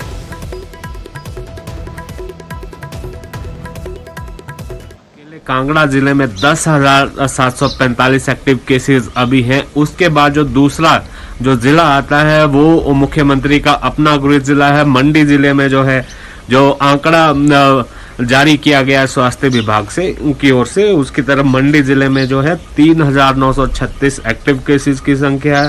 शिमला में भी हालात खराब है, 3500 से ज्यादा मामले हैं। सिरमौर में 2900 है, सिरमौर में 3841 नए एक्टिव केसेस की संख्या है। तो बहुत सारे ऐसे जिले हैं जहां पर 2000 से ज्यादा मामले सामने आए हैं। मौत की अगर बात करेंगे, मौत का आंकड़ा भी परेशान करने वाला है। कांगड़ा बेशक सबसे बड़ा जिला है, लेकिन यहाँ पर जो है मौत जो अभी तक रिपोर्ट की गई है वो 551 मौत जो है अभी कांगड़ा जिला में हो चुकी है कोरोना से। इसके बाद शिमला जिला का नंबर आता है, 414 मौतें यहाँ पर हुई हैं। और जो एक और आंकड़ा बता दें, ऊना में 140 लोगों की मौत हुई है। तो लगातार ये आंकड़े जो है बढ़ रहे हैं। सरकार कह रही है कि टेस्टिंग हम बढ़ा रहे हैं, लेकिन यहाँ पर एक और बात ये कही जा रही है कि टेस्टिंग बेशक जो है बढ़ रही है, केसेस भी उसी तरह से बढ़ रही है। पॉजिटिविटी रेट जो है बहुत ज़्यादा है, नेशनल एवरेज से ज़्यादा है। ये जो है जानकारी जिस तरह से केंद्रीय स्वास्थ्य मंत्रालय की तरफ से भी दी गई है। और डेथ रेट वो कम नहीं हो रहा है। मौत का आंकड़ा देखिए, पिछले कल 64 लोगों की मौत होना एक छोटे से प्रदेश में एक रिकॉर्ड, अब तक की जो है रिकॉर्ड ये संख्या है। और यहाँ पर अब स्थिति ये आ गई है, सरकार एक तरफ ये दावा कर रही है कि सारी सुविधाएं दी जा रही है, लेकिन होम आइसोलेशन की जो बात कही जा रही है, सुविधाएं देने की बात कही जा रही है, लेकिन वहां भी हालात खराब है। एक वीडियो जो है कल रात को वायरल हुआ है किसी व्यक्ति का शिमला में, उसका ये कहना है कि 5 दिन हो गए हैं उसको होम आइसोलेशन में, वो कोरोना संक्रमित है, लेकिन एक फोन तक किसी की तरफ से नहीं आया। दवाइयां और हालचाल पूछना तो दूर की बात है। जो 104 हेल्पलाइन दी गई है, वहां पर किसी और हेल्पलाइन का नंबर दिया जा रहा है। तो ये स्थिति है। सरकार कह रही है कि आंकड़े भले ही ज्यादा हैं, लेकिन सुविधाएं भी उस तरह से दी जा रही है। ऑक्सीजन की कमी नहीं है, दवाइयों की कमी नहीं है, रेमडेसिविर इंजेक्शनों की कमी नहीं है, वेंटिलेटर वाले जो बेड आईसीयू बेड्स हैं उसकी दिक्कत नहीं है। लेकिन ये मौत का आंकड़ा थम नहीं रहा है। ऐसा लग रहा है कि जो कोरोना संक्रमण है वो पूरी तरह से हिमाचल को जकड़ता जा रहा है। इसकी जड़ें जो है अब गांव-गांव तक फैल चुकी है। जी गौरव। शुक्रिया रणवीर, धन्यवाद ਸਾਡੇ ਨਾਲ ਜੁੜਨ ਦੇ ਲਈ। ਸਿੱਧਾ ਰੁਖ ਕਰਦੇ ਹਾਂ ਹੁਣ ਧਰਮਵੀਰ शर्मा ਦਾ, ਸਾਡੇ सहयोगी ਸਾਡੇ ਨਾਲ जुड़ रहे हैं गुरुग्राम तो। धर्मवीर, जानना चाहेंगे आपसे क्या कुछ आपके पास अपडेट है हरियाणा को लेकर? हरियाणा में थोड़ी सी राहत वाली खबर जरूर है कि मामले नीचे आए हैं, 15,000 से आंकड़ा 11 साढ़े 11,000 तक पहुंचा है। बिल्कुल, देखिए पिछले 3-4 दिन से लगातार जो एक तरह से कोरोना संक्रमित मरीजों के आने की जो संख्या है उसमें कमी जरूर आई है। कल भी अगर हम देखें 24 घंटे के जो मरीज थे उनकी संख्या 11,600 के आसपास थी, जबकि ठीक होने वालों की संख्या इससे कहीं ज़्यादा थी। यानी कि पिछले 4 दिन से लगातार जो ठीक होने वालों की संख्या है वो ज़्यादा है और जो रिकवरी रेट है वो पहले से बढ़कर के बेहतर स्थिति में पहुंचा है। 82.05% जो है रिकवरी रेट हो चुका है। लेकिन अभी भी कई जिले ऐसे हैं जहां लगातार सबसे ज़्यादा न सिर्फ मरीज आ रहे हैं बल्कि मौत का आंकड़ा भी बढ़ रहा है। रोहतक में खास तौर से हम देख रहे हैं कल भी मौत का आंकड़ा ज़्यादा था, आज भी 18 लोगों की मौत जो है वहाँ पर हुई है। इसके बाद दूसरा नंबर महेंद्रगढ़ जिले का है जहाँ 16 मौतें हैं। उसके अलावा अगर हम बात करें तो करनाल और गुरुग्राम का नंबर आता है। गुरुग्राम में हालांकि सबसे ज़्यादा मरीज जो हैं अब तक सामने आए हैं। कल भी गुरुग्राम में ही सबसे ज़्यादा मरीज सामने आए, हालांकि ठीक होने वालों की संख्या उससे कहीं ज़्यादा रही है। तो ये एक अच्छी खबर है कि ठीक होने वालों की संख्या बढ़ रही है उनके कंपैरिजन, ये एक अच्छी बात है। और साथ ही अब जो सरकार है वो भी ये कह रही है कि आने वाले दिनों में खास तौर से ग्रामीण जो इलाके हैं वहाँ पर टेस्टिंग बढ़ाई जाएगी, ट्रेसिंग बढ़ाई जाएगी, ताकि जो ग्रामीण एरियो में जो एक तरह से फैल रहा है कोरोना उस पर काबू पाया जा सके। क्योंकि ना सिर्फ शहरों में कोरोना खास तौर से पैर पसार रहा है बल्कि अब तो ग्रामीण इलाकों में भी हरियाणा में जो कोरोना है वो फैल चुका है। आप देखिए महेंद्रगढ़ जिला ही जिसका कि ज्यादातर हिस्सा जो है ग्रामीण है, उसके बावजूद भी वहाँ पर लगातार इतनी सारी मौतें हो रही है कि जो ग्रामीण इलाके हैं वहां पर इस समय दिक्कत ज्यादा है, वहां पर कोरोना अपने पैर पसारता हुआ नजर आया और ये कहीं ना कहीं चिंता वाली बात भी लाजमी तौर पर है। शुक्रिया धर्मवीर, धन्यवाद हमारे साथ जुड़ने के लिए। सदा रुख करते हैं इस समय साडे नाल साडे सहयोगी मोहाली तो मनोज राठी जुड़ रहे हैं। वैक्सीनेशन की ड्राइव किस तरीके नाल चल रही है वो भी जानने की कोशिश करेंगे। मनोज, मोहाली दा सी जेकर जिक्र करिए तां जिला पंजाब दे सब तो वध प्रभावित जिलों दे विचों एक, इनफैक्ट लुधियाना तो बाद सब तो ज्यादा मोहाली च मामले सामने आ रहे हैं। मौजूदा स्थिति की है ते वैक्सीनेशन की ड्राइव नूं किस तरीके नाल अगे वधाया जा रहा है? देखो गौरव, इस टाइम ਅਸੀਂ ਖੜੇ ਹਾਂ ਵੈਕਸੀਨੇਸ਼ਨ ਸੈਂਟਰ ਫੇਸ 6 ਮੋਹਾਲੀ 'ਚ ਤੇ ਹੁਣ ਕਿਉਂਕਿ ਐਕਸਾਈਟਮੈਂਟ ਜ਼ਿਆਦਾ ਹੈ ਤੇ ਕਰੋਨਾ ਦੇ ਜਿਹੜੇ ਕੇਸਿਸ ਹੈ, ਕਿਉਂਕਿ ਮੋਹਾਲੀ ਇਸ ਤਰ੍ਹਾਂ ਦਾ ਜ਼ਿਲ੍ਹਾ ਹੈ ਜਿਹੜੇ ਹੌਟਸਪੌਟ ਬਣਿਆ ਹੋਇਆ, ਲਗਾਤਾਰ ਜਿਹੜਾ ਗ੍ਰਾਫ ਹੈ ਉਹ ਵੱਧ ਰਿਹਾ ਤੇ ਹੁਣ ਤਸਵੀਰਾਂ ਤੁਹਾਨੂੰ ਦਿਖਾਉਣ ਦੀ ਕੋਸ਼ਿਸ਼ ਕਰਦੇ ਹਾਂ ਕਿ ਲੰਬੀ ਜਿਹੜੀ ਲਾਈਨ ਹੈ ਉਹ ਇੱਥੇ ਲੱਗ ਚੁੱਕੀ ਹੈ। ਤਸਵੀਰਾਂ ਤੁਸੀਂ ਵੇਖ ਸਕਦੇ ਹੋ, ਇਹ ਸਾਰੇ ਜਿਹੜੇ ਵੈਕਸੀਨੇਸ਼ਨ ਲਾਉਣ ਵਾਲੇ ਇੱਥੇ ਪਹੁੰਚੇ ਨੇ 6 ਫੇਸ ਹਸਪਤਾਲ ਦੇ ਵੈਕਸੀਨੇਸ਼ਨ ਸੈਂਟਰ ਦੀ ਇਹ ਤਸਵੀਰਾਂ ਨੇ। ਹਾਲਾਂਕਿ ਹੁਣ ਇੱਥੇ ਕਾਫੀ ਲੋਕਾਂ 'ਚ ਨਾਰਾਜ਼ਗੀ ਵੀ ਵੇਖਣ ਨੂੰ ਮਿਲ ਰਹੀ ਹੈ ਕਿਉਂਕਿ ਸਵੇਰ ਦੀ ਲਾਈਨਾਂ ਇੱਥੇ ਲੱਗੀ ਸੀ, ਲੇਕਿਨ ਹੁਣ ਜਿਹੜਾ ਹੈ ਉਹ ਚੇਂਜ ਕਰ ਦਿੱਤਾ ਗਿਆ। ਯਾਨੀ ਕਿ ਹੁਣ ਕਿਹਾ ਜਾ ਰਿਹਾ ਹੈ ਕਿ ਜਿਹੜੇ ਫਾਰਮ ਹੈ ਉਹ ਫਾਰਮ 'ਚ SHO ਦੀ ਜਾਂ ਫਿਰ ਤਹਿਸੀਲਦਾਰ ਦੀ ਜਾਂ ਫਿਰ MC ਦੀ ਜਿਹੜੀ ਹੈ ਉਹ ਮੋਹਰ ਹੋਣੀ ਜ਼ਰੂਰੀ ਹੈ, ਅਦਰਵਾਈਜ਼ ਤੁਹਾਡੇ ਵੈਕਸੀਨੇਸ਼ਨ ਨਹੀਂ ਲੱਗੇਗੀ। ਹਾਲਾਂਕਿ ਇੱਥੇ ਕਾਫੀ ਲੋਕ ਖੜੇ ਆ, ਉਹਨਾਂ ਨਾਲ ਵੀ ਗੱਲ ਕਰਾਂਗੇ ਕਿਉਂਕਿ ਹੌਟਸਪੌਟ ਜਿਹੜਾ ਇਹ ਬਣਿਆ ਹੋਇਆ ਉਦੋਂ ਕਿਸ ਤਰ੍ਹਾਂ ਦੀ ਦਿੱਕਤ ਜਿਹੜੀ ਹੈ ਉਹ ਆ ਰਹੀ ਹੈ। ਲੋਕਾਂ ਨਾਲ ਗੱਲਬਾਤ ਕਰਦੇ। ਭਾਜੀ ਸਵੇਰ ਦੇ ਤੁਸੀਂ ਖੜੇ ਹੋ ਸਾਰੇ, ਹੁਣ ਕੀ ਪ੍ਰੋਬਲਮ ਆ ਰਹੀ ਹੈ? ਹੁਣ ਪ੍ਰੋਬਲਮ ਆ ਰਹੀ ਸਰ, ਮਨਾ ਕਰ ਰਹੇ ਜੀ। ਇਹ ਕਹਿ ਰਹੇ ਅਸੀਂ ਤੁਹਾਨੂੰ ਇੱਕ ਹਮੇ ਭੇਜ ਦਿੱਤਾ ਫਾਰਮ ਵੀ ਤੁਸੀਂ ਫਿਲ ਕਰੋ ਤੇ ਅਸੀਂ ਵੈਕਸੀਨੇਸ਼ਨ ਕਰ ਦਾਂਗੇ। ਇਹ ਫਾਰਮ ਲੱਗ ਗਿਆ, ਘੱਟੋ ਘੱਟ 100-150 ਬੰਦਾ ਮਾਰਨਿੰਗ ਦੇ ਵਿੱਚ ਜਿਹੜਾ 18+45 ਨੀਅਰ ਅਬਾਊਟ ਉਹ ਲਗਾ ਕੇ ਚਲਾ ਗਿਆ ਨਾ। ਹੁਣ ਇਹ ਕਹਿ ਰਹੇ ਕਿ ਤੁਸੀਂ ਆਪਣੇ MC ਤੋਂ ਤੇ SDM ਤੋਂ ਲਿਖਵਾ ਕੇ ਲੈ ਕੇ ਆਓ, ਫਿਰ ਅਸੀਂ ਤੁਹਾਨੂੰ ਵੈਕਸੀਨੇਸ਼ਨ ਕਰਾਂਗੇ। ਯਾਨੀ ਕਿ ਪਹਿਲਾਂ ਇਹ ਫਾਰਮ ਦਿੱਤਾ ਸੀਗਾ ਗੌਰਵ, ਇਹ ਪਹਿਲਾ ਫਾਰਮ ਜਿਹੜਾ ਹੈ ਉਹ ਦਿੱਤਾ ਸੀਗਾ ਜਿਹਦੇ ਵਿੱਚ ਨਾਂ, ਆਧਾਰ ਕਾਰਡ ਦਾ ਜਾਂ ਫਿਰ ਕਿਸੇ ਦਾ ਵੀ ਨੰਬਰ, ਉਹਦਾ ਐਡਰੈਸ ਤੇ ਜਿਹੜੇ ਡਾਕਟਰ ਦੀ ਸਿਵਲ ਸਰਜਨ ਦੀ ਜਿਹੜੀ ਸਟੈਂਪ ਹੈ ਉਹ ਲਾਏਗੀ ਸੀ। ਇਹਦੇ ਬੇਸ ਤੇ ਵੈਕਸੀਨੇਸ਼ਨ ਜਿਹੜੀ ਹੈ ਉਹ ਕੀਤੀ ਜਾ ਰਹੀ ਸੀ। ਲੇਕਿਨ ਹੁਣ ਜਿਹੜੇ ਹੈ ਆਰਡਰ ਜਿਹੜੇ ਆਏ ਹਨ, ਲੰਬੀ ਲਾਈਨਾਂ ਜਿਹੜੀ ਲੱਗੀ ਹੈ, ਲੇਕਿਨ ਹੁਣ ਜਿਹੜੇ ਹੈਲਥ ਡਿਪਾਰਟਮੈਂਟ ਵੱਲੋਂ ਆਰਡਰ ਆਏ ਹਨ ਕਿ ਇਹਨਾਂ ਨੂੰ ਕਿਹਾ ਜਾ ਰਿਹਾ ਹੈ ਕਿ ਏਰੀਆ ਦਾ ਜਿਹੜਾ MC ਹੈ ਜਾਂ ਫਿਰ ਕੋਈ SHO ਜਾਂ ਫਿਰ ਤਹਿਸੀਲਦਾਰ ਹੈ ਉਸ ਏਰੀਆ ਦਾ ਉਹਦੇ ਸਟੈਂਪ ਲੱਗਣੀ ਜ਼ਰੂਰੀ ਹੈ। ਉਸ ਤੋਂ ਬਾਅਦ ਹੀ ਵੈਕਸੀਨੇਸ਼ਨ ਜਿਹੜੀ ਹੈ ਉਹ ਲਾਈ ਜਾਏਗੀ। ਤਸਵੀਰਾਂ ਤੁਸੀਂ ਵੇਖ ਸਕਦੇ ਹੋ, ਕਾਫੀ ਜਿਹੜਾ ਰਸ਼ ਹੈ। ਹੁਣ ਪੁਲਿਸ ਵੀ ਇੱਥੇ ਬੁਲਾਣੀ ਪਈ ਹੈ ਕਿਉਂਕਿ ਰਸ਼ ਜਿਹੜਾ ਹੈ ਉਹ ਵੈਕਸੀਨੇਸ਼ਨ ਨੂੰ ਲਾ ਕੇ ਇੱਥੇ ਕਾਫੀ ਰਸ਼ ਵੇਖਣ ਨੂੰ ਮਿਲ ਰਿਹਾ ਹੈ। ਹਾਲਾਂਕਿ ਸੋਸ਼ਲ ਡਿਸਟੈਂਸਿੰਗ ਤਾਂ ਦੂਰ ਦੀ ਗੱਲ ਹੈ ਕਿਉਂਕਿ ਇੱਥੇ ਰਸ਼ ਜਿਹੜਾ ਹੈ ਉਹ ਕਾਫੀ ਵੇਖਣ ਨੂੰ ਮਿਲ ਰਿਹਾ ਕਿਉਂਕਿ ਲੋਕਾਂ 'ਚ ਨਾਰਾਜ਼ਗੀ ਬਹੁਤ ਹੈ। ਸਵੇਰ ਦੇ ਇੱਥੇ ਖੜੇ 7-7 ਵਜੇ ਦੀ ਲਾਈਨਾਂ ਇੱਥੇ ਲਾਈ ਹੋਈਆਂ, ਲੇਕਿਨ ਹੁਣ ਮਨਾ ਕੀਤਾ ਜਾ ਰਿਹਾ। ਯਾਨੀ ਕਿ ਹੁਣ ਇਹਨਾਂ ਨੂੰ ਕਿਹਾ ਜਾ ਰਿਹਾ ਕਿ ਪਹਿਲਾਂ ਸਟੈਂਪ ਤੁਸੀਂ ਆਪਣੇ ਲੋਕਲ MC ਦੀ ਜਾਂ ਫਿਰ ਤਹਿਸੀਲਦਾਰ ਦੀ ਤੁਸੀਂ ਸਟੈਂਪ ਲਾ ਕੇ ਆਓ ਕਿਉਂਕਿ ਹੁਣ ਗੌਰਵ ਸਿਚੁਏਸ਼ਨ ਬਿਲਕੁਲ ਅਲੱਗ ਹੈ। ਯਾਨੀ ਕਿ ਹੁਣ ਜਿਹੜਾ ਹੌਟਸਪੌਟ ਬਣਿਆ ਹੋਇਆ, ਲਗਾਤਾਰ ਜਿਹੜੇ ਗ੍ਰਾਫ ਵਧ ਰਿਹਾ ਤੇ ਹੁਣ ਲੋਕਾਂ 'ਚ ਐਕਸਾਈਟਮੈਂਟ ਹੈ। 18+ ਜਿਹੜੇ ਵੈਕਸੀਨੇਸ਼ਨ ਲਾਉਣ ਨੂੰ ਇੱਥੇ ਫਿਰਦੇ ਨੇ। ਹਾਲਾਂਕਿ ਸੋਸ਼ਲ ਡਿਸਟੈਂਸਿੰਗ ਦੀ ਕਿੰਨੀ ਧੱਜੀਆਂ ਉੱਡ ਰਹੀ, ਖੁਦ ਹਸਪੀਟਲ 'ਚ ਖੁਦ ਇੱਥੇ ਪੁਲਿਸ ਮੁਲਾਜ਼ਮ ਨੇ, ਖੁਦ ਇੱਥੇ ਹੈਲਥ ਡਿਪਾਰਟਮੈਂਟ ਦੇ ਬੰਦੇ ਨੇ, ਲੇਕਿਨ ਹੁਣ ਤੁਸੀਂ ਖੁਦ ਦੇਖ ਸਕਦੇ ਹੋ ਕਿ ਸੋਸ਼ਲ ਡਿਸਟੈਂਸਿੰਗ ਹੈ ਕਿੱਥੇ। ਹਾਲਾਂਕਿ ਲੋਕਾਂ 'ਚ ਰੋਜ਼ ਜਿਹੜਾ ਉਹ ਜ਼ਰੂਰ ਵੇਖਣ ਨੂੰ ਮਿਲ ਰਿਹਾ ਕਿਉਂਕਿ ਸਭ ਤੋਂ ਵੱਡੀ ਇਹਦੇ ਵਿੱਚ ਗੱਲ ਇਹ ਹੈ ਕਿ ਹੁਣ ਜਿਹੜੇ ਲੋਕ ਨੇ ਉਹ ਕਿਤੇ ਨਾ ਕਿਤੇ ਹੁਣ ਡਰ ਦਾ ਮਾਹੌਲ ਵੀ ਹੈ ਕਿਉਂਕਿ ਗ੍ਰਾਫ ਹੈ ਜਿਹੜਾ ਉਹ ਲਗਾਤਾਰ ਵੱਧਦਾ ਜਾ ਰਿਹਾ। ਹੁਣ 18+ ਨੂੰ ਜਿਹਨੂੰ ਵੈਕਸੀਨੇਸ਼ਨ ਦੀ ਗੱਲ ਕੀਤੀ ਗਈ ਹੈ ਉਹ ਸਵੇਰ ਤੋਂ ਇੱਥੇ ਲਾਈਨਾਂ ਜਿਹੜੀਆਂ ਉਹ ਲਾ ਕੇ ਇੱਥੇ ਖੜੇ ਆ। ਹੁਣ ਲੋਕਾਂ 'ਚ ਨਾਰਾਜ਼ਗੀ ਇਸ ਕਰਕੇ ਹੈ ਕਿ ਜਿਹੜੇ ਸਟੈਂਪ ਜਿਹੜਾ ਫਾਰਮ ਹੈ ਉਹ ਤੁਸੀਂ ਪਹਿਲਾਂ ਐਮਸੀ ਦਾ ਜਾਂ ਕਿਸੇ ਦਾ ਫਿਲ ਕਰੋ, ਉਸ ਤੋਂ ਬਾਅਦ ਹੀ ਤੁਹਾਨੂੰ ਇੱਥੇ ਵੈਕਸੀਨੇਸ਼ਨ ਜਿਹੜੀ ਹੈ ਉਹ ਲਾਈ ਜਾਏਗੀ। ਹਾਲਾਂਕਿ 45 ਪਲੱਸ ਨੂੰ ਇੱਥੇ ਵੈਕਸੀਨੇਸ਼ਨ ਲਾਉਣ ਦੀ ਜਿਹੜੀ ਗੱਲ ਹੈ ਆਰਾਮ ਨਾਲ ਕੀਤੀ ਜਾ ਰਹੀ ਹੈ, ਲੇਕਿਨ 18 ਪਲੱਸ ਦੀ ਪਹਿਲਾਂ ਹੁਣ ਤੁਸੀਂ ਰਜਿਸਟਰ ਕਰਾਓਗੇ। ਹੁਣ ਪਹਿਲਾਂ ਦੂਜੀ ਲਾਈਨ 'ਚ ਲੱਗੇ ਹੋਏ ਸੀ ਲੋਕ, ਹੁਣ ਇਹ ਜਿਹੜੇ ਫਾਰਮ ਤੁਹਾਨੂੰ ਕੋਸ਼ਿਸ਼ ਕਰਦੇ ਫਾਰਮ ਵੀ ਦਿਖਾਉਣ ਦਾ ਕਿ ਜਿਹੜੇ ਫਾਰਮ ਹੈ ਉਹ ਪ੍ਰੋਵਾਈਡ ਕੀਤੇ ਜਾ ਰਹੇ ਹੈਲਥ ਡਿਪਾਰਟਮੈਂਟ ਵੱਲੋਂ। ਇਹ ਫਾਰਮ ਜਿਹੜੇ ਆ ਲੋਕਾਂ ਨੂੰ ਦਿੱਤੇ ਜਾ ਰਹੇ ਹੈ ਕਿ ਹੁਣ ਇਹ ਫਾਰਮ ਪਹਿਲਾਂ ਭਰੋ, ਉਸ ਤੋਂ ਬਾਅਦ ਇਹ ਜਿਹੜੇ ਫਾਰਮ ਹੈ ਇਹ ਲੋਕਾਂ ਨੂੰ मैडम ये फॉर्म सब दिते जा रहे हैं। उनकी फॉर्मेलिटीज है ये हैं जो फ्रंट लाइन वर्कर्स हैं, ठीक है। हेल्थ केयर वर्कर का हम एज डॉक्टर्स कर सकते हैं सर्टिफाइड, बट जो हेल्थ केयर वर्कर्स हैं ये फ्रंट लाइन वर्कर हैं। फ्रंट लाइन वर्कर को ये फॉर्म है that to be certified by either SDMG, DC और या एमसी कर सकते हैं, आरएमओ कर सकते हैं। पहला क्यों नहीं मैडम ऑर्डर दिते हुन सारे लाइन से आ गया हुआ है ये जसविंदर जी, ये हुन पहला क्यों नहीं दिते गए? सर ये हेल्थ डिपार्टमेंट ਦਾ ਹੈ, ਮੈਂ ਤਾਂ ਇੱਥੇ ਦਾ ਚੌਂਕੀ ਇੰਚਾਰਜ ਹਾਂ, ਮੇਰਾ ਕੰਮ law and order maintain law and order तो है कि सोशल डिस्टेंसिंग भी बहुत देखने ਨੂੰ ਮਿਲ ਰਹੀ ਹੈ। ਤੁਸੀਂ ਉਹਨਾਂ ਤੋਂ ਪੁੱਛੋ ਨਾ ਜੋ ਕੁਐਸਚਨ सोशल डिस्टेंस ਕਰਨਾ ਚਾਹੀਦਾ ਉਹਨਾਂ ਤੋਂ ਕਰੀਏ। ਤੇ ਹੁਣ ਇੱਥੇ ਕੋਈ ਜਵਾਬ ਦੇਣ ਵਾਲਾ ਨਹੀਂ ਹੈ। ਖੁਦ ਇੱਥੇ ਪੁਲਿਸ ਆਫੀਸਰ ਜਿਹੜੇ ਹੈਗੇ ਉਹ sir Why he is not in uniform? He should be in uniform. ਠੀਕ ਹੈ ਸਰ, ਤੁਹਾਨੂੰ ਲੱਗੀ sir He is in casual dress. How people know that he is holding? Social distancing ਤਾਂ ਪੂਰਾ ਹਾਲ ਹੈ।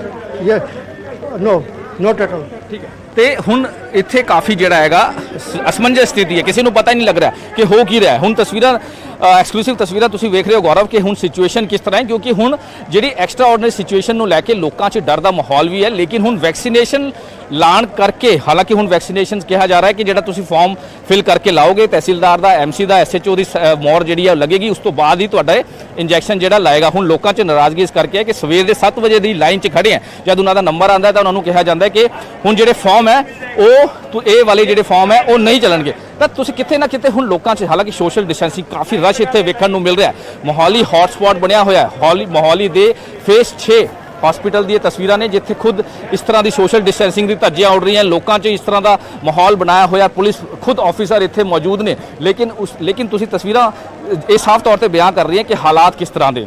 ਹਾਲਾਂਕਿ ਹੁਣ ਫਾਰਮ ਜਿਹੜੇ ਹੈ ਉਹ ਫਿਲ ਕਰਨ ਤੋਂ ਬਾਅਦ ਵੀ ਇੱਥੇ ਵੈਕਸੀਨੇਸ਼ਨ ਜਿਹੜੀ ਹੈ ਗੌਰਵ ਨਹੀਂ ਲਾਈ ਜਾ ਰਹੀ। ਤਾਂ ਕਿਤੇ ਨਾ ਕਿਤੇ ਹੁਣ ਸਵਾਲ ਕਈ ਇੱਥੇ ਖੜੇ ਹੁੰਦੇ ਨੇ। ਗੌਰਵ,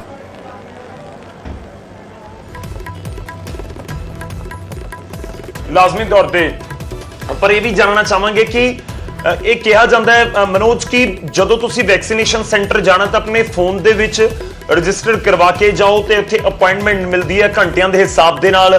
ਕਿ ਇਹ ਸਾਰੇ ਲੋਕ ਬਿਨਾਂ ਅਪਾਇੰਟਮੈਂਟ ਤੋਂ ਉੱਥੇ ਪਹੁੰਚ ਗਏ ਜਾਂ ਪ੍ਰਸ਼ਾਸਨ ਨੇ ਕੋਈ ਅਲੱਗ ਤਰੀਕੇ ਨਾਲ ਇਹਨਾਂ ਨੂੰ ਹੁਕਮ ਦਿੱਤੇ ਸੀ?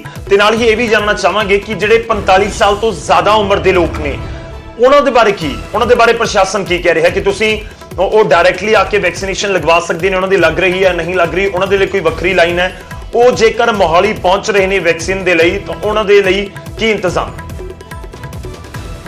ਹੈ ਕਿ ਕਿਸੇ ਵੀ ਤਰ੍ਹਾਂ ਦਾ ਕੋਈ ਸਿਸਟਮ ਜਿਹੜਾ ਹੈ ਉਹ ਇੱਥੇ ਵੇਖਣ ਨੂੰ ਨਹੀਂ ਮਿਲ ਰਿਹਾ। ਪਹਿਲੀ ਗੱਲ, ਚਾਹੇ ਉਹ 45 ਸਾਲ ਦਾ ਹੋਵੇ, ਚਾਹੇ ਉਹ ਸੀਨੀਅਰ ਸਿਟੀਜ਼ਨ ਹੋਵੇ, ਚਾਹੇ ਉਹ 18 ਪਲੱਸ ਹੋਵੇ। ਹੁਣ ਖੁਦ ਇੱਥੇ ਲੜਾਈਆਂ ਜਿਹੜੀਆਂ ਉਹ ਸਾਹਮਣੇ ਆ ਰਹੀਆਂ, ਆਪਸ 'ਚ ਲੜ ਰਹੇ ਲੋਕ ਨੇ, ਫਾਰਮ ਨੂੰ ਲੈ ਕੇ ਲੜ ਰਹੇ ਹੈ ਕਿਉਂਕਿ ਹੈਲਥ ਡਿਪਾਰਟਮੈਂਟ ਫਾਰਮ ਦੇ ਰਿਹਾ ਹੈ, ਕੋਈ ਗੱਲ ਕੁਝ ਕਰ ਰਿਹਾ ਹੈ, ਕੋਈ ਤੁਸੀਂ 45 ਈਅਰ ਦੀ ਗੱਲ ਕੀਤੀ ਹੈ, ਤੁਸੀਂ ਸੀਨੀਅਰ ਸਿਟੀਜ਼ਨ ਦੀ ਗੱਲ ਕੀਤੀ ਹੈ। ਵੈਬ ਪੋਰਟਲ ਦੀ ਸਰਕਾਰ ਵੱਲੋਂ ਵੱਡੇ ਵੱਡੇ ਦਾਅਵੇ ਜ਼ਰੂਰ ਕੀਤੇ ਗਏ ਸੀਗੇ ਕਿ ਪੂਰਾ ਸਿਸਟਮੈਟਿਕ ਤਰੀਕੇ ਨਾਲ ਜਿਹੜਾ ਹੈ ਉਹ ਕੰਮ ਕੀਤਾ ਜਾ ਰਿਹਾ ਹੈ ਕਿ ਪਹਿਲਾਂ ਪੋਰਟਲ ਤੇ ਰਜਿਸਟਰਡ ਹੋਗਾ 18 ਪਲੱਸ, ਉਸ ਤੋਂ ਬਾਅਦ ਫਿਰ ਸੀਨੀਅਰ ਸਿਟੀਜ਼ਨ ਵਾਸਤੇ। ਲੇਕਿਨ ਹੁਣ ਇੱਥੇ ਤਸਵੀਰਾਂ ਬਿਆਨ ਕਰ ਰਹੀਆਂ ਕਿ ਕਿਸੇ ਵੀ ਤਰ੍ਹਾਂ ਦਾ ਕੋਈ ਸਿਸਟਮ, ਕਿਸੇ ਵੀ ਤਰ੍ਹਾਂ ਦੀ ਕੋਈ ਵੀ ਸਿਸਟਮੈਟਿਕ ਗੱਲ ਇੱਥੇ ਨਹੀਂ ਹੋ ਰਹੀ ਹੈ। ਉਹਨਾਂ ਨੇ ਇਹ ਵੀ ਐਲੀਗੇਸ਼ਨ ਲਾਇਆ ਕਿ ਜਿਹੜੇ ਹੈਲਥ ਡਿਪਾਰਟਮੈਂਟ ਦੇ ਜਾਂ ਪੁਲਿਸ ਦੇ ਜਿਹੜੇ ਚਹੇਤੇ ਹੈ ਉਹ ਆ ਕੇ ਵੈਕਸੀਨੇਸ਼ਨ ਲਾ ਕੇ ਚਲੇ ਵੀ ਗਏ, ਲੇਕਿਨ ਹੁਣ ਇਹਨਾਂ ਵਾਸਤੇ ਦੂਜੇ ਰੂਲ ਜਿਹੜੇ ਹੈ ਉਹ ਲਾ ਦਿੱਤੇ ਗਏ। ਵੈਬ ਪੋਰਟਲ ਦੀ ਤੁਸੀਂ ਗੱਲ ਕੀਤੀ ਹੈ, ਪੋਰਟਲ ਰਜਿਸਟਰ ਦੀ ਤੁਸੀਂ ਗੱਲ ਕੀਤੀ ਹੈ, ਲੇਕਿਨ ਹੁਣ ਸੋਸ਼ਲ ਡਿਸਟੈਂਸਿੰਗ ਦਾ ਇੱਥੇ ਖੁਦ ਧੱਜੀਆਂ ਜਿਹੜੀਆਂ ਉੜਦੀ ਨਜ਼ਰ ਆ ਰਹੀਆਂ। ਇੱਕ ਦੂਜੇ ਤੇ ਉੱਪਰ ਜਿਹੜੇ ਲੋਕ ਹੈ ਉਹ ਲਾਈਨਾਂ ਤੇ ਖੜੇ ਆ, ਪੁਲਿਸ ਅਫਸਰ ਖੁਦ ਇੱਥੇ ਖੜੇ ਨੇ, ਲੇਕਿਨ ਕਿਸੇ ਵੀ ਤਰ੍ਹਾਂ ਦੀ ਕੋਈ ਸੋਸ਼ਲ ਡਿਸਟੈਂਸਿੰਗ ਦੀ ਗੱਲ ਨਹੀਂ ਕਰ ਰਿਹਾ। ਦੂਜੇ ਪਾਸੇ ਜੇ ਤੁਸੀਂ ਪੋਰਟਲ ਦੀ ਗੱਲ ਕੀਤੀ ਹੈ, ਪੋਰਟਲ ਤੇ ਰਜਿਸਟਰ ਦੀ ਤੁਸੀਂ ਗੱਲ ਕੀਤੀ, ਖੁਦ ਇੱਥੇ ਲੋਕੀ ਪਹੁੰਚੇ ਨੇ। ਪਹਿਲਾਂ ਹਾਲਾਂਕਿ ਵੈਕਸੀਨੇਸ਼ਨ ਲਾਈ ਵੀ ਗਈ ਹੈ, ਲੇਕਿਨ ਉਸ ਤੋਂ ਬਾਅਦ ਕਿਸੇ ਵੀ ਤਰ੍ਹਾਂ ਦੀ ਕੋਈ ਪੋਰਟਲ ਦੀ ਗੱਲ ਨਹੀਂ ਕੀਤੀ ਗਈ। ਸਿਰਫ ਇੱਥੇ ਆ ਕੇ ਇੱਕ ਲਾਈਨਾਂ ਜਿਹੜੀ ਹੈ ਲਾ ਦਿੱਤੀ ਗਈ ਹੈ, ਕਿਸੇ ਨੂੰ ਵੀ ਕੋਈ ਗੱਲ ਜਿਹੜੀ ਹੈ ਉਹ ਸਮਝਾਈ ਨਹੀਂ ਗਈ ਹੈ। ਲੇਕਿਨ ਹੁਣ ਜਦ ਲੰਬੀ ਹਜ਼ਾਰਾਂ ਦੀ ਸੰਖਿਆ ਇੱਥੇ ਲੋਕੀ ਇਕੱਠ ਹੋ ਗਏ ਨੇ, ਕਾਫੀ ਬਾਹਰ ਗੇਟ ਤੱਕ ਇੱਥੇ ਲੋਕੀ ਪਹੁੰਚ ਚੁੱਕੇ ਨੇ ਲਾਈਨਾਂ ਲਾ ਕੇ, ਹੁਣ ਫਾਰਮ ਜਿਹੜਾ ਭਰ ਕੇ ਸਿਵਲ ਸਰਜਨ ਦੀ ਜਿਹੜੀ ਸਟੈਂਪ ਹੁੰਦੀ ਹੈ, ਲੇਕਿਨ ਹੁਣ ਇਹਨਾਂ ਨੂੰ ਮਨਾ ਕਰ ਦਿੱਤਾ ਗਿਆ ਹੈ ਕਿ ਇਹ ਫਾਰਮ ਜਿਹੜਾ ਹੈ ਇਹ ਵੈਲਿਡ ਨਹੀਂ ਹੈ, ਜਾਂ ਫਿਰ ਤੁਸੀਂ SHO ਦੀ ਜਾਂ ਫਿਰ ਤੁਸੀਂ MC ਦੀ ਜਾਂ ਫਿਰ ਤੁਸੀਂ ਤਹਿਸੀਲਦਾਰ ਦੀ ਜਿਹੜੀ ਹੈ ਉਹ ਸਟੈਂਪ ਲਾਓ। पोर्टल की तुसी गल कर रहे हो, एक हुण तुसी खुद तस्वीरां बयां कर रही हैं कि किस तरह का पोर्टल, किस तरह का सिस्टमैटिक जिहड़ा हैगा वो वेखण नूं मिल रहा है। सोशल डिस्टेंसिंग के नाल जिहड़े 18+ इत्थे पहुंचे ने, किसी भी तरह का कोई पोर्टल का सिस्टम या किसी भी तरह का कोई सिस्टमैटिक जिहड़ी है लाइन का या सोशल डिस्टेंसिंग का इत्थे नहीं वेखण नूं मिल रहा। तस्वीरां उही जिहड़ी ग्राउंड जीरो ते आपां गल करदे गौरव, तां ये जिहड़ी ज़मीनी हकीकत है ये है। दावे तो बहुत वड्डे वड्डे किए जाते हैं कि ये सरकार वालों इस तरह के कदम चुके जा रहे हैं, सिस्टमैटिक तरीके नाल काम किया जा रहा है, लेकिन हुण सिचुएशन तुहाडे सामने है कि किस तरह के हालात ने, किस तरह की सिचुएशन ने, लोग परेशान हो रहे हैं। हुण उन्होंने चेंज कर दिता गया कि हुण ऑर्डर जिहड़े हैं हुण दूजे ऑर्डर्स दे रहे हैं। तो हालांकि कई लोगों के वैक्सीनेशन हो चुकी है, जिहड़े जान पहचान दे सीगे या फिर किसी की अप्रोच सीगी, लेकिन हुण जिहड़े आम लोग ने वो इत्थे लाइनां ते ही खड़े ने सवेरे, ते उन्हां वास्ते हुण रूल जिहड़े हैं वो चेंज कर दिते गए हैं। गौरव, ये सब तो बड़ा इत्थे प्रॉब्लम जिहड़ी है वो फेस हो रही है। गौरव, ठीक है, शुक्रिया मनोज, धन्यवाद साडे नाल जुड़न दे लई। तां इस समय जरूर एक अव्यवस्था वाला उत्थे माहौल नजर आ रहा है, पर दूजे पासे इस समय सानू सपोर्ट उन्हां नूं भी करनी होएगी जिहड़े फ्रंट लाइनर्स ने, जिहड़े डॉक्टर्स, मैडिकल स्टाफ इस समय लग्या होया है। उन्होंने बारे भी जरूर सोचना होगा कि जिहड़े दिन रात लगे हुए ने, एक पासे मरीजों को संभालना है, एक पासे वैक्सीनेशन की ड्राइव है, ते नाल नाल अपने परिवारों को भी देखना है, खुद को भी सुरक्षित रखना है। तो मौजूदा समय दे विच डॉक्टर्स, मेडिकल स्टाफ सब तो ज्यादा इफेक्टेड है इस कोरोना काल दे विच, जो बिल्कुल लगे हुए ने इस समय लोगों की मदद करने दे विच। खैर थोड़ी जी दिक्कत जरूर लोगों को आ रही होगी, असी भी अपील करांगे कि जिहड़े वैक्सीन लगवाउण दे लई भी पहुंचे ने थोड़ा जिहा संजम जरूर वरतन, ताकि जिहड़ा मैडिकल स्टाफ है तुहाडे तक पहुंच कर सके। जे खुद दे उत्ते लैके देखो तो कई बार चीज़ां बड़ियां क्लीयर होंदियां ने कि कितना मुश्किल हुंदा है कई बार बहुत सारी पब्लिक नूं कंट्रोल करना, या फिर पूरी वैक्सीनेशन ड्राइव या कोई भी काम होवे जे उसनूं अगे लैके जाना है। पर उम्मीद करांगे कि जल्द ऑल इज वेल होवे। वैक्सीन तो बहुत जरूरी है और लोगों तक जरूर पहुंचे और जल्दी पहुंचे।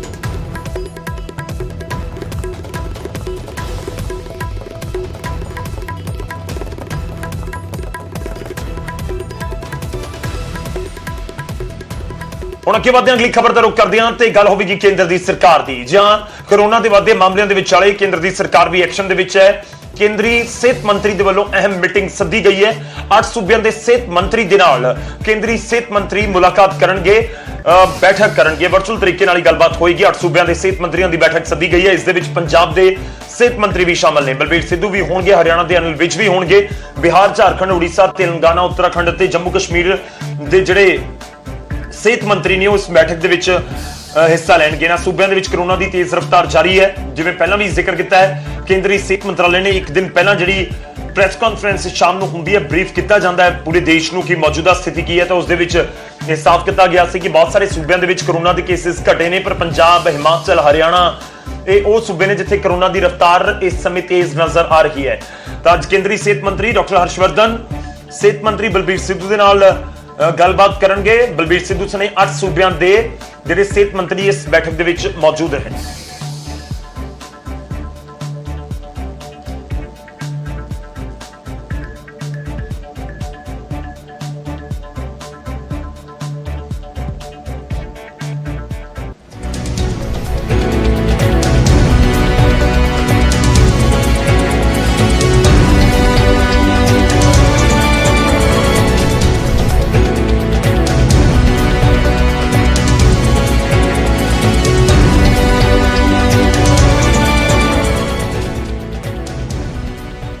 ਹੁਣ ਅਗਲੀ ਖਬਰ ਦਾ ਰੁਖ ਕਰਦੇ ਹਾਂ ਤੇ ਗੱਲ ਹੋਵੇਗੀ ਇੰਦਰਜੀਤ ਸਿੰਘ ਜੀਰਾ ਦੀ। ਜਾਂ ਕਾਂਗਰਸ ਆਗੂ ਸਾਬਕਾ ਮੰਤਰੀ ਇੰਦਰਜੀਤ ਸਿੰਘ ਜੀਰਾ ਨਹੀਂ ਰਹੇ, ਉਹਨਾਂ ਦਾ ਦੇਹਾਂਤ ਹੋ ਗਿਆ। ਸਵੇਰੇ 5 ਵਜੇ ਦੇ ਕਰੀਬ ਜੋ ਜਾਣਕਾਰੀ ਹੈ, ਉਹਨਾਂ ਨੇ ਅੰਤਿਮ ਸਾਹ ਲਏ ਨੇ। ਕੈਂਸਰ ਦੀ ਬਿਮਾਰੀ ਤੋਂ ਪੀੜਿਤ ਸਨ ਤੇ 2 ਦਿਨ ਪਹਿਲਾਂ ਉਹਨਾਂ ਦੀ ਕੋਰੋਨਾ ਦੀ ਰਿਪੋਰਟ ਵੀ ਪੋਜ਼ਿਟਿਵ ਆਈ ਸੀ। ਜੀਰਾ ਤੋਂ ਵਿਧਾਇਕ ਰਹੇ ਨੇ, ਮੰਤਰੀ ਬਣੇ, ਸਿਹਤ ਤੇ ਜੇਲ੍ਹ ਮੰਤਰਾਲਾ ਉਹਨਾਂ ਦੇ ਵੱਲੋਂ ਸੰਭਾਲਿਆ ਗਿਆ। ਉਹਨਾਂ ਦੇ ਬੇਟੇ ਕੁਲਬੀਰ ਜੀਰਾ ਮੌਜੂਦਾ ਸਮੇਂ ਦੇ ਵਿੱਚ ਜੀਰਾ ਵਿਧਾਨ ਸਭਾ ਹਲਕੇ ਤੋਂ ਵਿਧਾਇਕ ਨੇ। ਤੇ ਇਸ ਵਿਚਾਲੇ ਤੁਹਾਨੂੰ ਦੱਸ ਦਈਏ ਕਿ ਉਹਨਾਂ ਦੇ ਦੇਹਾਂਤ ਦੀ ਖਬਰ ਸਾਹਮਣੇ ਆਈ ਹੈ। ਕੁਲਬੀਰ ਜੀਰਾ ਖੁਦ ਵੀ ਕੋਰੋਨਾ ਪੋਜ਼ਿਟਿਵ ਪਾਏ ਗਏ ਨੇ, ਉਹਨਾਂ ਦੀ ਰਿਪੋਰਟ ਵੀ ਕੋਰੋਨਾ ਪੋਜ਼ਿਟਿਵ ਆਈ ਹੈ, ਪਰ ਇੰਦਰਜੀਤ ਸਿੰਘ ਜੀਰਾ ਦਾ ਦੇਹਾਂਤ ਹੋ ਗਿਆ।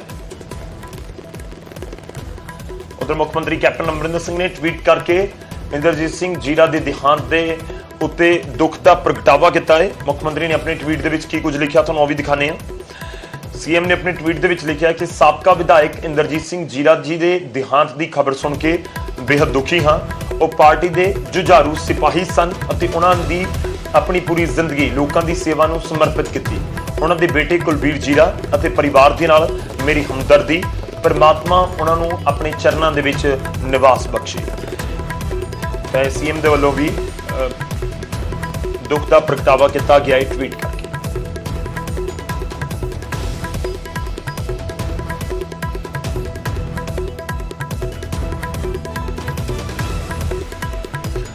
ਹੁਣ ਅੱਗੇ ਵਧਦੇ ਤੇ ਖਬਰ ਲਵਾਂਗੇ ਫਰੀਦਕੋਟ ਤੋਂ। ਫਰੀਦਕੋਟ ਦੇ ਵਿੱਚ ਵੱਡਾ ਮੈਡੀਕਲ ਕਾਲਜ ਹਸਪਤਾਲ ਹੈ ਤੇ ਇਸ ਵਿਚਾਲੇ ਉੱਥੇ ਬਹੁਤ ਵੱਡੀ ਗਿਣਤੀ 'ਚ ਪਹੁੰਚਦੇ ਨੇ ਮਰੀਜ਼, ਪਰ ਪੀਐਮ ਯੋਜਨਾ ਦੇ ਤਹਿਤ ਮਿਲੇ ਵੈਂਟੀਲੇਟਰ ਸਵਾਲਾਂ ਦੇ ਘੇਰੇ ਵਿੱਚ ਨੇ। ਜੀ ਹਾਂ, ਬਾਬਾ ਫਰੀਦ ਯੂਨੀਵਰਸਿਟੀ ਦੇ ਵਾਈਸ ਚਾਂਸਲਰ ਦਾ ਵੱਡਾ ਇਲਜ਼ਾਮ, ਵੱਡਾ ਬਿਆਨ ਉਹਨਾਂ ਦਾ ਸਾਹਮਣੇ ਆਇਆ ਕਿ ਪ੍ਰਧਾਨ ਮੰਤਰੀ ਯੋਜਨਾ ਦੇ ਤਹਿਤ ਜੋ ਵੈਂਟੀਲੇਟਰ ਮਿਲੇ ਉਹ ਖਰਾਬ ਹਾਲਤ ਦੇ ਵਿੱਚ ਮਿਲੇ ਨੇ। ਕੁੱਲ 82 ਵੈਂਟੀਲੇਟਰ ਮਿਲੇ ਨੇ ਜਿਨ੍ਹਾਂ ਦੇ ਵਿੱਚੋਂ 62 ਖਰਾਬ ਹੋ ਚੁੱਕੇ ਨੇ। ਵਾਈਸ ਚਾਂਸਲਰ ਨੇ ਪੰਜਾਬ ਸਰਕਾਰ ਨੂੰ ਵੀ ਇਸ ਦੀ ਜਾਣਕਾਰੀ ਦਿੱਤੀ ਹੈ। ਸਰਕਾਰ ਨੇ 10 ਨਵੇਂ ਵੈਂਟੀਲੇਟਰ ਦੇਣ ਦਾ ਭਰੋਸਾ ਦਿੱਤਾ ਹੈ।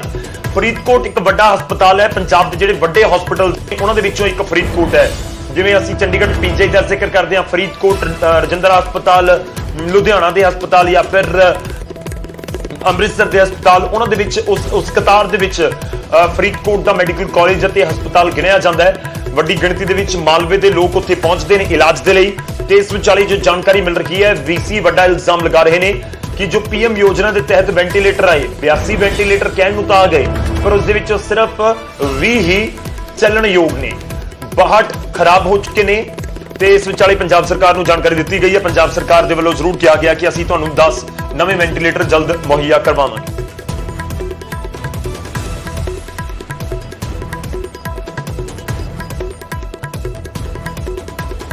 टोटल वेंटिलेटर जो ठीक हैं वो है अराउंड 42 बेड वेंटिलेटर्स, ठीक है जी। और कुल हमें 82 वेंटिलेटर प्राइम मिनिस्टर योजना से आए थे। प्राइम मिनिस्टर योजना वाले जो हैं उसमें से लगभग 62 वेंटिलेटर्स वो खराब हैं और वो शुरू से ही खराब हैं। ये सिर्फ फरीदकोट में खराब नहीं है, ये मेरे ख्याल से पंजाब में और सारे देश में ये खराब होंगे क्योंकि इनकी क्वालिटी अच्छी नहीं थी। पीएम केयर से ये फंड से आए थे। ये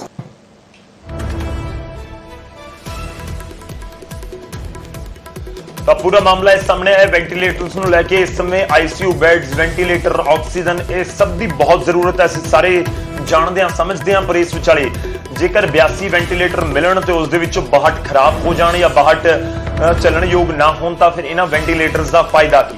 ਇਹ ਇੱਕ ਵੱਡਾ ਸਵਾਲ ਹਰ ਕਿਸ ਦੇ ਜ਼ਿਹਨ ਦੇ ਵਿੱਚ ਹੋਵੇਗਾ। ਤੇ ਜਦੋਂ ਵਾਈਸ ਚਾਂਸਲਰ ਯੂਨੀਵਰਸਿਟੀ ਦੇ ਇਲਜ਼ਾਮ ਲਗਾਉਣ ਤਾਂ ਫਿਰ ਉਹ ਹੋਰ ਵੀ ਮਾਮਲਾ ਗੰਭੀਰ ਹੋ ਜਾਂਦਾ ਕਿ ਉਹਨਾਂ ਨੂੰ ਖੁਦ ਸਾਹਮਣੇ ਆਉਣਾ ਪਿਆ ਤੇ ਇਸ ਦੀ ਜਾਣਕਾਰੀ ਦੇਣੀ ਪਈ। ਪੰਜਾਬ ਦੇ ਲੋਕਾਂ ਦੇ ਲਈ ਇਸ ਸਮੇਂ ਜਾਣਕਾਰੀ ਹੈ ਵੈਂਟੀਲੇਟਰ ਨੂੰ ਲੈ ਕੇ ਕਿ ਵੈਂਟੀਲੇਟਰ ਜਿਹੜੇ ਪੀਐਮ ਯੋਜਨਾ ਦੇ ਤਹਿਤ ਪਹੁੰਚੇ ਨੇ ਉਹਨਾਂ ਦੀ ਸਥਿਤੀ ਠੀਕ ਨਹੀਂ ਹੈ। ਹਾਲਾਂਕਿ ਪੰਜਾਬ ਸਰਕਾਰ ਜ਼ਰੂਰ ਦਾਅਵਾ ਕਰ ਰਹੀ ਹੈ ਕਿ ਅਸੀਂ ਜਲਦ ਜਿਹੜੇ 10 ਨਵੇਂ ਵੈਂਟੀਲੇਟਰ ਫਰੀਦਕੋਟ ਦੇ ਵਿੱਚ ਮੁਹੱਈਆ ਕਰਵਾਵਾਂਗੇ, ਉੱਥੇ ਦੇ ਯੂਨੀਵਰਸਿਟੀ, ਉੱਥੇ ਦੇ ਕਾਲਜ।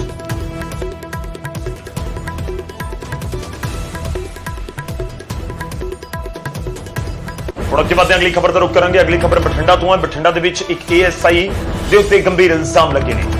ਜਾਂ ਸ਼ਰਮਸਾਰ ਕਰਨ ਵਾਲਾ ਮਾਮਲਾ ਸਾਹਮਣੇ ਆਇਆ। ਖਾਕੀ ਸਵਾਲਾਂ ਦੇ ਘੇਰੇ ਵਿੱਚ ਹੈ। ਇੱਕ ਏਐਸਆਈ ਦੇ ਉੱਤੇ ਇਲਜ਼ਾਮ ਲੱਗੇ ਨੇ ਇੱਕ ਮਹਿਲਾ ਦੇ ਨਾਲ ਸਰੀਰਕ ਸ਼ੋਸ਼ਣ ਦੇ ਤੇ ਇਲਜ਼ਾਮ ਨੇ ਕਿ ਉਸਦੇ ਬੇਟੇ ਦੇ ਉੱਤੇ ਜੋ ਮਾਮਲਾ ਦਰਜ ਹੋਇਆ ਸੀ ਉਸ ਮਾਮਲੇ ਵਿੱਚ ਉਸ ਨੂੰ ਬਾਹਰ ਕੱਢਣ, ਮਾਮਲਾ ਰੱਦ ਕਰਨ ਦਾ ਝਾਂਸਾ ਦਿੱਤਾ ਗਿਆ ਤੇ ਪੀੜਤ ਮਹਿਲਾ ਦੇ ਨਾਲ ਸਰੀਰਕ ਸ਼ੋਸ਼ਣ ਕੀਤਾ ਗਿਆ। ਪਿੰਡ ਵਾਲਿਆਂ ਨੇ ਇਤਰਾਜ਼ਯੋਗ ਹਾਲਤ ਦੇ ਵਿੱਚ ਫੜਿਆ ਕੇਸ ਰੱਦ ਕਰਵਾਉਣ ਦਾ ਝਾਂਸਾ ਦਿੱਤਾ ਜਾ ਰਿਹਾ ਸੀ। ਹਾਲਾਂਕਿ ਮਾਮਲਾ ਜਿਹੜੇ ਪੁਲਿਸ ਦੇ ਵੱਡੇ ਅਧਿਕਾਰੀ ਨੇ ਉਹਨਾਂ ਤੱਕ ਵੀ ਪਹੁੰਚ ਚੁੱਕੇ, ਉਹਨਾਂ ਦੇ ਵੱਲੋਂ ਜ਼ਰੂਰ ਇਸ ਪੂਰੇ ਮਾਮਲੇ ਦੇ ਵਿੱਚ ਕਰੜੇ ਐਕਸ਼ਨ ਦੀ ਗੱਲ ਕਹੀ ਜਾ ਰਹੀ ਹੈ।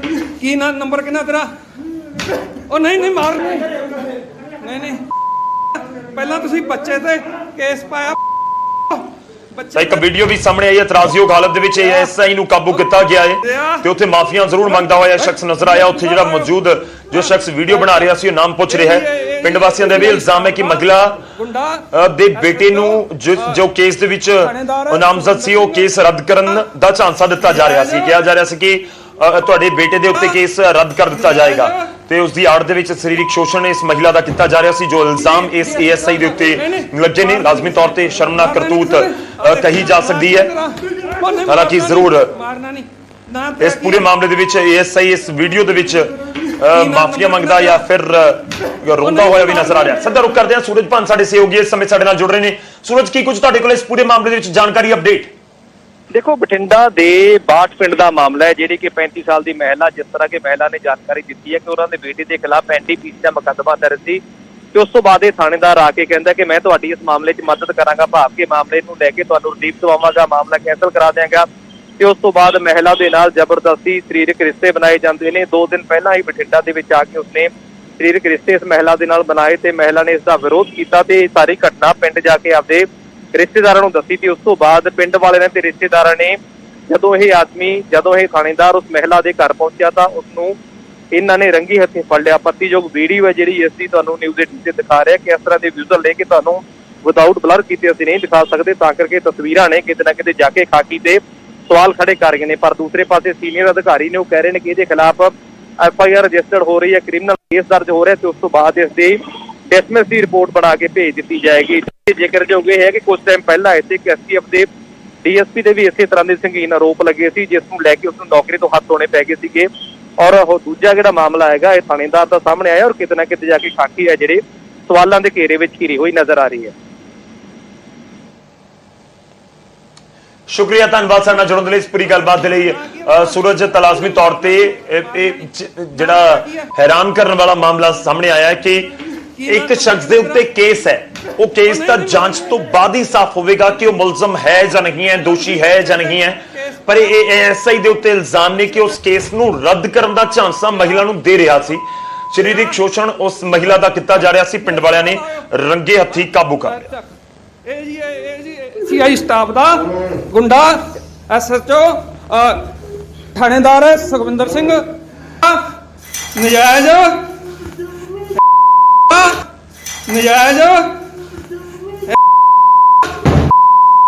DSP ਸਾਹਿਬ ਨਹੀਂ ਮਾਰਨਾ ਨਹੀਂ ਕਿਸੇ ਨੇ ਆ ਦੇਖ ਨਾ ਕੀ ਹੈ ਤੇਰਾ, ਉਹਨੇ ਮਾਰਨਾ ਨਹੀਂ ਨਾ ਤੇਰਾ ਕੀ ਹੈ,